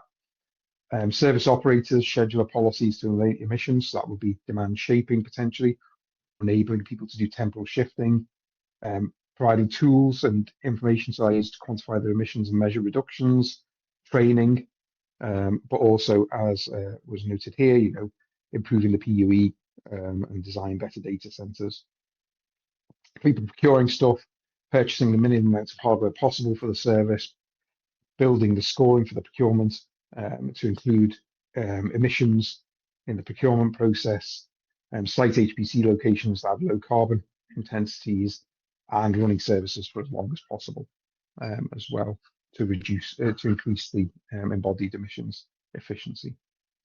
So, yeah, that's fine. And people came up with some things there. So, as I said, abatement, while abatement is the core, you can't eliminate all emissions. And that's where things like offsets and these strategies come in. So they're direct investments in things that reduce emissions, either through the purchase of carbon credits or, yeah, you can invest in emissions reduction projects being run by other people, essentially. So to offset the emissions, you purchase the equivalent volume of carbon credits to compensate for those emitted. So one carbon credit corresponds to 1 ton, 1,000 kilograms CO2 absorbed or reduced. And there's various different things. So they can be ecosystem protection, empowering local communities, but there is a certification program to ensure that actually they do reduce emissions as described by what they're selling. but there are limitations to carbon offsets, and that's why we talked in the last section briefly at the end about they're not conceding this metric they've constructed about the rate. So the argument goes like this. Imagine there are two projects, both running on an HPC service. There's 100% carbon offset and matched by 100% renewable energy. Project A has invested significant time and effort and resources to make sure it uses resources efficiently, whereas Project B uses resources very inefficiently. For HPCI to be helpful, Project A has to score better than Project B. But if it considered offsets, then both projects would score the same. They'd both score 0, and it wouldn't tell us anything about how efficiently they're using the resources. Even though Project B really is emitting more carbon molecules into the atmosphere per unit of output, and it's only the offsets that are potentially counting against this. Why, if the score's always 0, what's incentivizing them to make any changes here to improve their carbon efficiency? So HPC services and users have plans to both eliminate as well as neutralize emissions.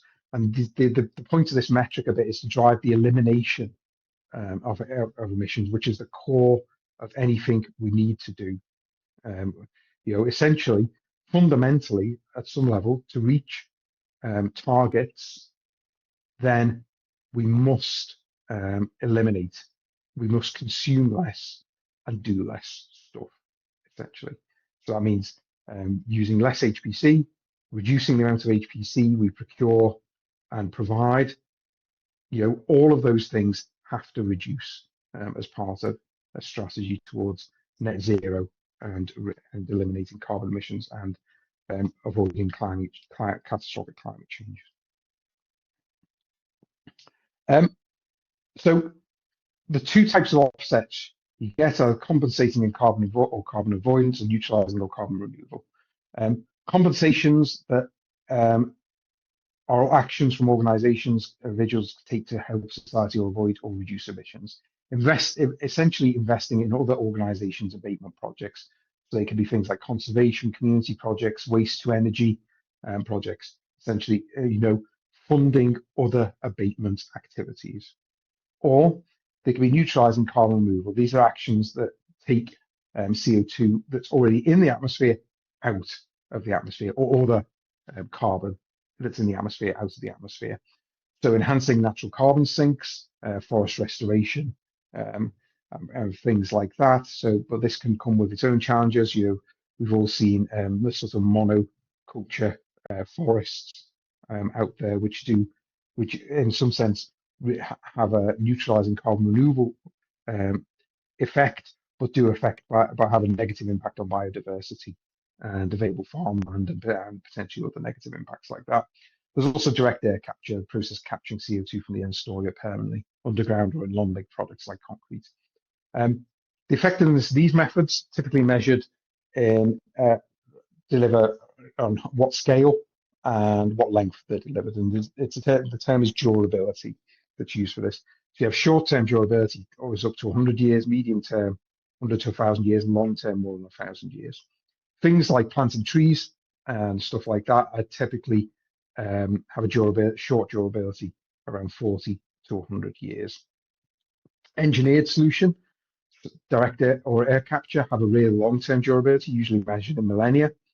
And the long-term projects are typically orders of magnitude more expensive than short-term projects. So the problem is that a short-term carbon removal project, for example, planting trees, only really removes carbon for 100 years, after which it's back in the atmosphere, warming up the planet. And that is one of the reasons why abatement's preferred to neutralization is they typically can't neutralize forever. Never releasing carbon in the first place is better than releasing carbon and trying to keep it out of the atmosphere for 5,000 years or so, which is the sort of length that we need to do this to get towards net zero. Okay. So what are these different terms? I've already mentioned them, sort of net zero, carbon neutral, these sorts of terms. Carbon neutral is a measure for an organization that measures its emissions and then matches the total of its emissions through offsets, through carbon reduction projects. It can include carbon removal project utilizations or carbon avoidance projects, and there's a standard for it.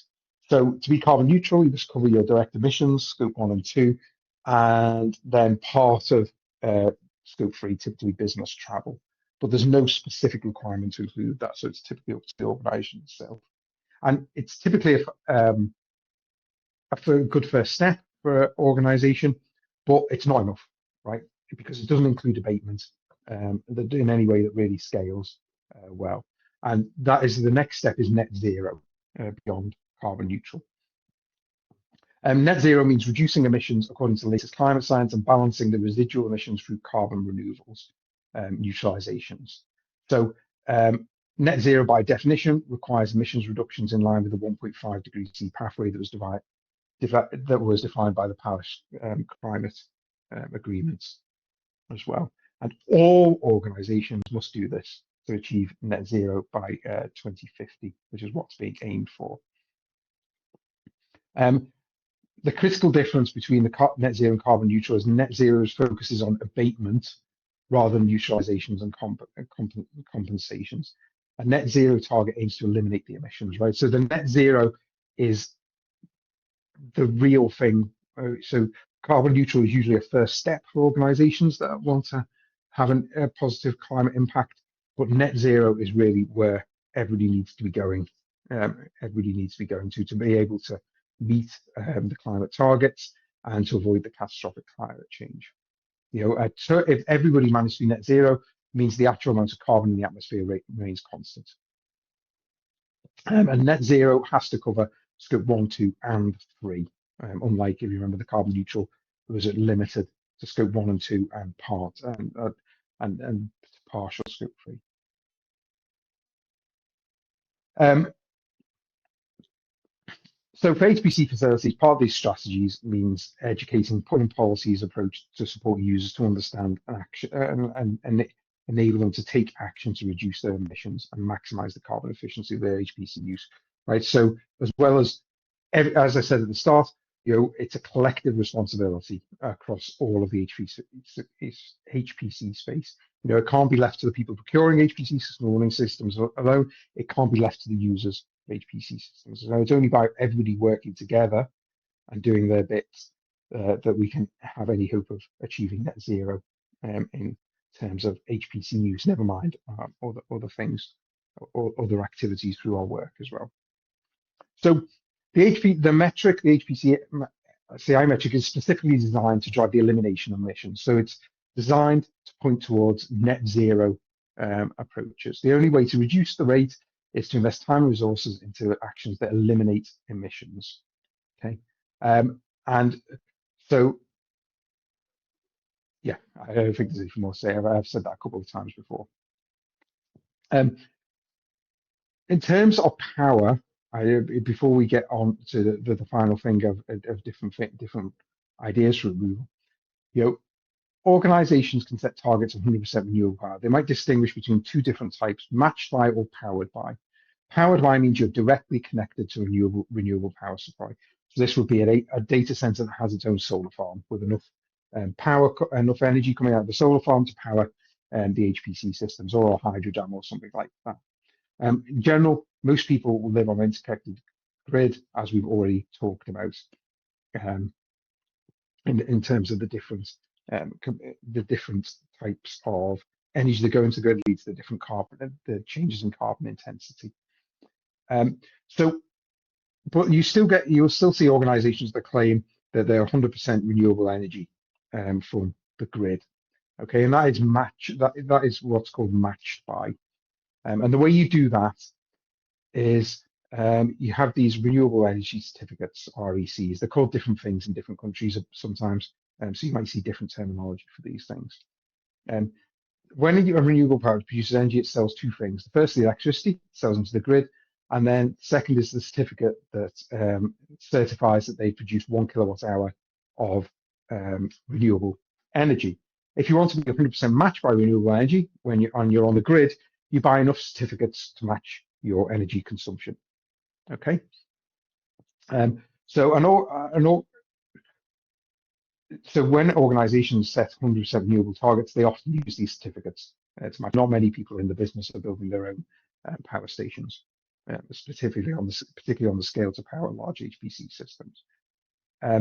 You might also hear the term PPA, a power purchase agreement. This is where you buy a certain number of RECs in advance, alongside a certain number of power in advance, commit to a certain price. This is typically how universities in the UK or big public organisations in the UK buy power. They don't get a bill each month in the same way. They agree to purchase at a rate over a certain long period of time. So they're typically quite long-term contracts. And you get you may or may not purchase RECs. You don't have to purchase RECs for the whole of the energy you've agreed to purchase. You may only purchase, for a subset of it. So PPAs are really good in this sense for driving the transition to cleaner energy, because their commitment to purchase certain amounts of power at a certain rate, it gives the power companies and the energy generation companies enough certainty to invest in the creation of new renewable plants and drive that forward. So typically, PPAs are thought of as a force for good in this area. But there are some subtleties when it comes to 100% renewable claims, depending on how closely matched you are, what the granularity of matching is. Do you match on a yearly basis, on a daily basis, on a monthly basis, on a weekly basis, on an hourly basis? So if you imagine an organization has a demand curve like this, each blue curve represents 1 kilowatt hour, and this is the energy generated for the RECs that were purchased. So both of these ones add up to 18. So you've 100% matched over the whole day. But if you look at it in hourly buckets, you'll see that sometimes you were matched by renewables and sometimes you were matched by renewables. So actually the amount of carbon-free energy you have is only 30% if you look at it on an hourly matching scheme. Now, it's really difficult to do hourly matching, at least partially because the energy companies do not always support it, and the power purchase agreement that people are in might not support it as well. But I don't really want to go into huge amounts of detail on this. I just want to be aware that there is some differences between this granularity of matching that can drive greener or less green solutions for these renewable energy certificates. I think when they're linked to power purchase agreement, the large-scale power purchase agreements, the balance is slightly different because the value from them and purchasing the RECs is the guarantee of investment into future renewable energy sources.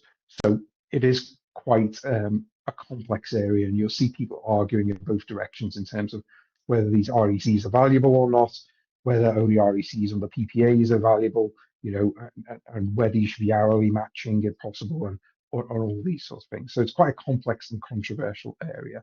Yeah, but I don't want to dwell on that. If you want to know more and understand it in more detail, you can come back to this material and stay online, and you can have a look at it in more detail. And there's lots more information out there on the internet as well about this stuff. What I wanted to skip to actually is giving us more time to talk about how the HPC AI rates can be reduced. How can we actually drive reduction in emissions, which is what this HPC AI rate is all about. So how can we do it? So I think the first thing to say is sort of this quote is right. We're going to talk about lots of different days and ideas. We're going to talk about different ideas for reducing things, but at a fundamental level, we just have to do less. Okay, it is actually the fundamental story here. There is no consistent way of increasing our use of digital research infrastructure, or of anything actually, of increasing our consumption and reaching our net zero targets to avoid climate catastrophe. Okay, so at a fundamental level, we need to do less research, buy less HPC, buy less digital research infrastructure, buy less chemicals, and be more judicious in how we hand out these resources to people. That is the fundamental story. We could talk about different ways of improving efficiency and all those sort of things, but at a fundamental level, we just need to do less stuff of all sorts, both in the work and also travel and consumption in our personal lives and things like that. So, I don't want you to go away from this thinking that, we can sort of keep on doing the same thing we're doing and just be more efficient with it. That is certainly part of the story. But at a fundamental level, we need to do less of everything. That is the core message of net zero. Okay, you saw that a bit earlier when the decarbonise. You saw the reduction in emissions from the UK energy grid. Part of that was driven by the transition to renewable energy, but a big part of it was also driven by reduction in demand for electricity in the UK over that time period. So, with that out the way, so it does depend a bit. I'm going to talk separately a bit about, first of all, we're going to talk about users of HPC systems and what they can do in terms of how they can drive improvements in the HPC CI metric. And then I'll talk about people who operate and procure systems afterwards separately. But I just want to emphasize, it is everybody working together. It's not one person, one group that has responsibility for this. So before I go into the different approaches to do with different components of the HPCI equation, there's one high-level consideration that reduces both the E and the M. If you remember the HPC CI equation, it was E times I, which is the energy times the carbon intensity, plus M, which is the embodied emissions. And I think we've seen this a few times through here. Ensure any use of HPC is useful. Sounds really obvious, right? Most HPC users will have had the experience of running jobs in HPC systems, which consume resources but don't produce any useful output due to either errors in the software, input parameters, or even the script running the job. So to improve this, one obvious way to improve the HPCI rate, irrespective of whether embodied emissions dominate or scope 2 operational emissions dominate, ensure the jobs you're running will produce useful, significant outputs, even if they run correctly. So you don't run calculations or jobs without a clear understanding of what they add to the project you're undertaking. You need to carefully test input files and job scripts with small, short jobs, which don't use much resource, before running at large scale to reduce the likelihood of wasted emissions.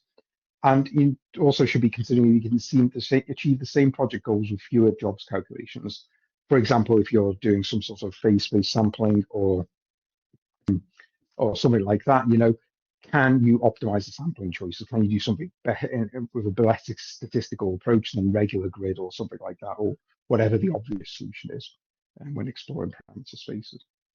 And similarly for people involved in operating procuring HPC systems, they need to work to ensure that users on the system have the best opportunity to do useful work and reduce wastage, high quality documentation and training, a service design that supports users in making most of their resources and not wasting resources. Once you're beyond this sort of basic level of, do you actually need to do this calculation? How can I reduce wastage? The strategies for improving the HPCI metrics depend on whether the dominant component is the operational emissions, scope 2 emissions from energy use, or the embodied emissions. If the components are evenly balanced, you can look at options from both of these sections. So if the operational emissions dominate, that's the scope 2 emissions from electricity use, then you can improve the energy efficiency of your use. We talked a bit about this. We had a section on this morning. This could involve power or frequency capping of the hardware you're using, or changes in algorithms, or different ways of doing things, or using different hardware that is more energy efficient per unit of useful output for the system. This improves the ratio of E to R in the HPCI equation. So that's the energy use to the functional unit in the HPCI equation. You could use temporal shifting potentially. As we discussed, this is more difficult for individual users, at least at a fine-grained level, and when the carbon intensity is lower. That reduces the I in the HPCI equation, HPCCI equation, sorry. And you can use spatial shifting. We're on a system where carbon intensity is lower. We're on a hardware which has better energy efficiency for your use case. It reduces the I or improves the ratio of E to R as well in the equation. And then, the first bit, run fewer calculations and jobs. That reduces both the E value, the amount of energy used, and the M value, the amount of embodied emissions associated with your use of the system in the equation. So these are the actual things that change. It is just looking at the equation and understanding which of those numbers can be reduced or increased in the case of R. If you can get more R for the other numbers, then you also improve the CI factor. Embodied emissions dominate. You can improve the performance of your use, more output per unit of time, even at the expense of energy efficiency, by removing power caps and or things like that. Sorry, there's a typo here that should say power caps or frequency caps on the system. It does depend a bit on just how much the embodied emissions dominates, because what you can do is you can bring the scope 2 emissions back into a dominant position if you go too far down this route. But often it means just getting the most output per unit time as you can if the embodied emissions dominate. That improves the ratio of M to R in the equation. Spatial shifting, run on a system has a lower embodied emissions rate for your use, which reduces the M in the equation. And again, run fewer calculations or jobs, which reduces both E and M in the equation, so affects both of them, both the scenarios where scope 2 and scope 3 emissions dominate. In terms of procuring HPC systems, many of those strategies will have equivalents. In all cases, the evaluation and of the emissions of the system need to be taken account as a core part of the HPC system procurement operations.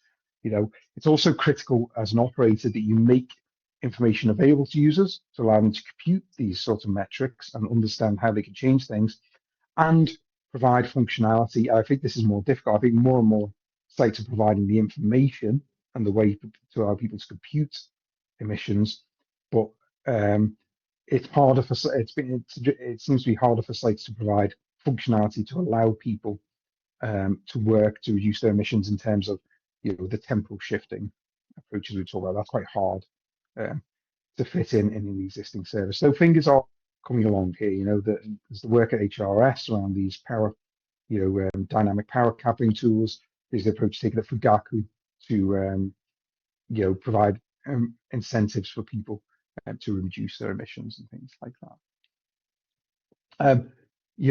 But if the operational emissions dominate the scope 2 emissions and you're operating or procuring an HPC system, you've got to improve the energy efficiency of HPC systems. Might involve power or frequency capping of the hardware providing, or purchasing hardware that's more energy efficient, ensuring that the power and cooling plants are as efficient as possible, minimizing overheads. That's what you mentioned that earlier in the chat. Maybe move to liquid cooling if you're not already using it, might be a way to do that. Enabling temporal shifting, I've just mentioned this, and spatial shifting, site your HPC systems in locations that have the lowest carbon intensities to reduce those emissions. And where the embodied emissions dominate, you need to work with users to improve the performance of jobs on the service. That's sort of core traditional HPC work. Many sites are very good at this, so hosting, providing opportunities to help users to optimize the performance of their applications, extending the lifetime of the service as long as possible to extract the maximum value from the emissions that have already been committed when you purchased and installed the HPC system. And purchase HPC systems have the best ratio of embodied emissions to performance for the type of workloads that can be run.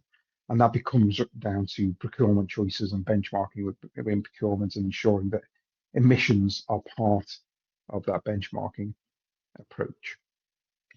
So, from this sort of final section, I think there's a number of different methodologies used to approach to help with the flight aids, the sort of climate emergency, I guess. And they generally fall into elimination, otherwise known as abatement, avoidance, or removal. And of those, abatement is the core of everything that needs to be done towards net zero and towards to help deal with the climate emergency. Compensation and neutralizations have to form part of it, because you cannot eliminate or abate for every carbon emission possible. But the net zero, as opposed to carbon neutral, aims to eliminate the emissions and only offset the residual emissions that you cannot eliminate to reach the 1.5 degrees C minimal target set by the Paris Climate Agreement. The strategies that users or people who purchase or operators of HPC systems prioritize to reduce emissions depend on if the operational embodied emissions dominate, and we can get that by quantifying emissions and computing HPC, the HPCI rate, which helps where reducing that drives us towards abatement of our emissions. And a key part of this is a key part here, reducing emissions from HPC use is reducing our consumption of HPC resources. That's true, but I think actually is just saying a key part of reducing emissions is reducing consumption, just of all everything, right? We can't expect to be able to continue consuming at the rate we currently consume and meet the targets required to avoid the effects of the climate emergency.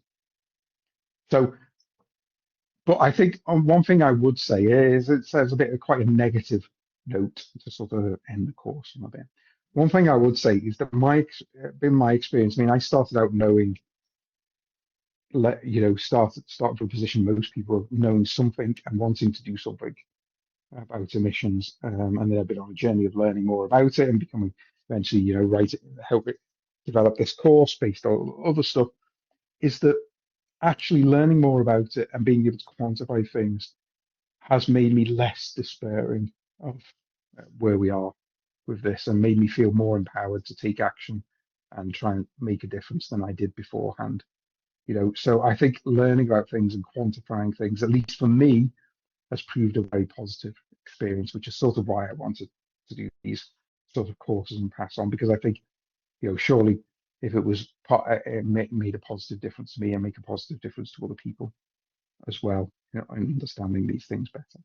So that's the end of the sort of talk material. And there is a section here that says next steps, which has some useful links, not a huge amount at the moment, but more. We hope to have more as time goes on. Things about how to quantify your emissions, tools that you can use to do this. There were also some of these earlier in the course in the introduction with more general tools for quantifying your emissions, not just from HPC, but from other sources as well, so you can understand where you are. Different communities and groups. So there's within the Society of Research Software Engineering, they have a green special interest group, which you can join for free, or you can join the Slack channel and be involved and see the discussion that's going on there.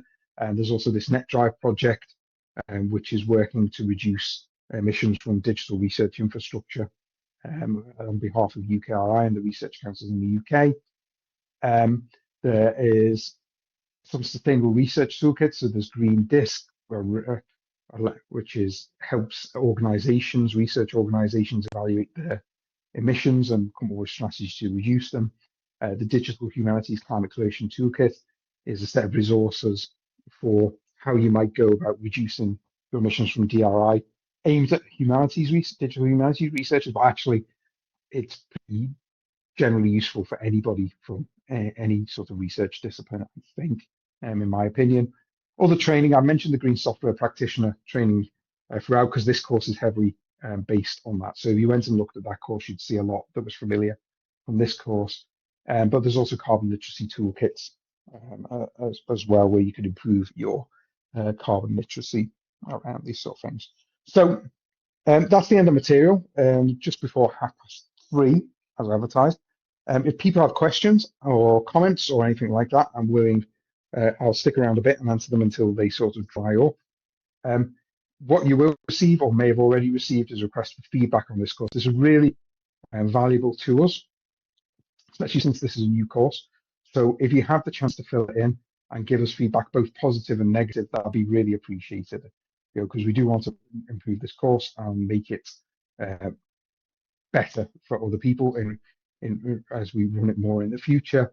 I've noted a few mistakes and typos and things like that as we've gone through, which I'll work through and fix. But any other comments, we'd certainly be interested to hear, so we can make it better.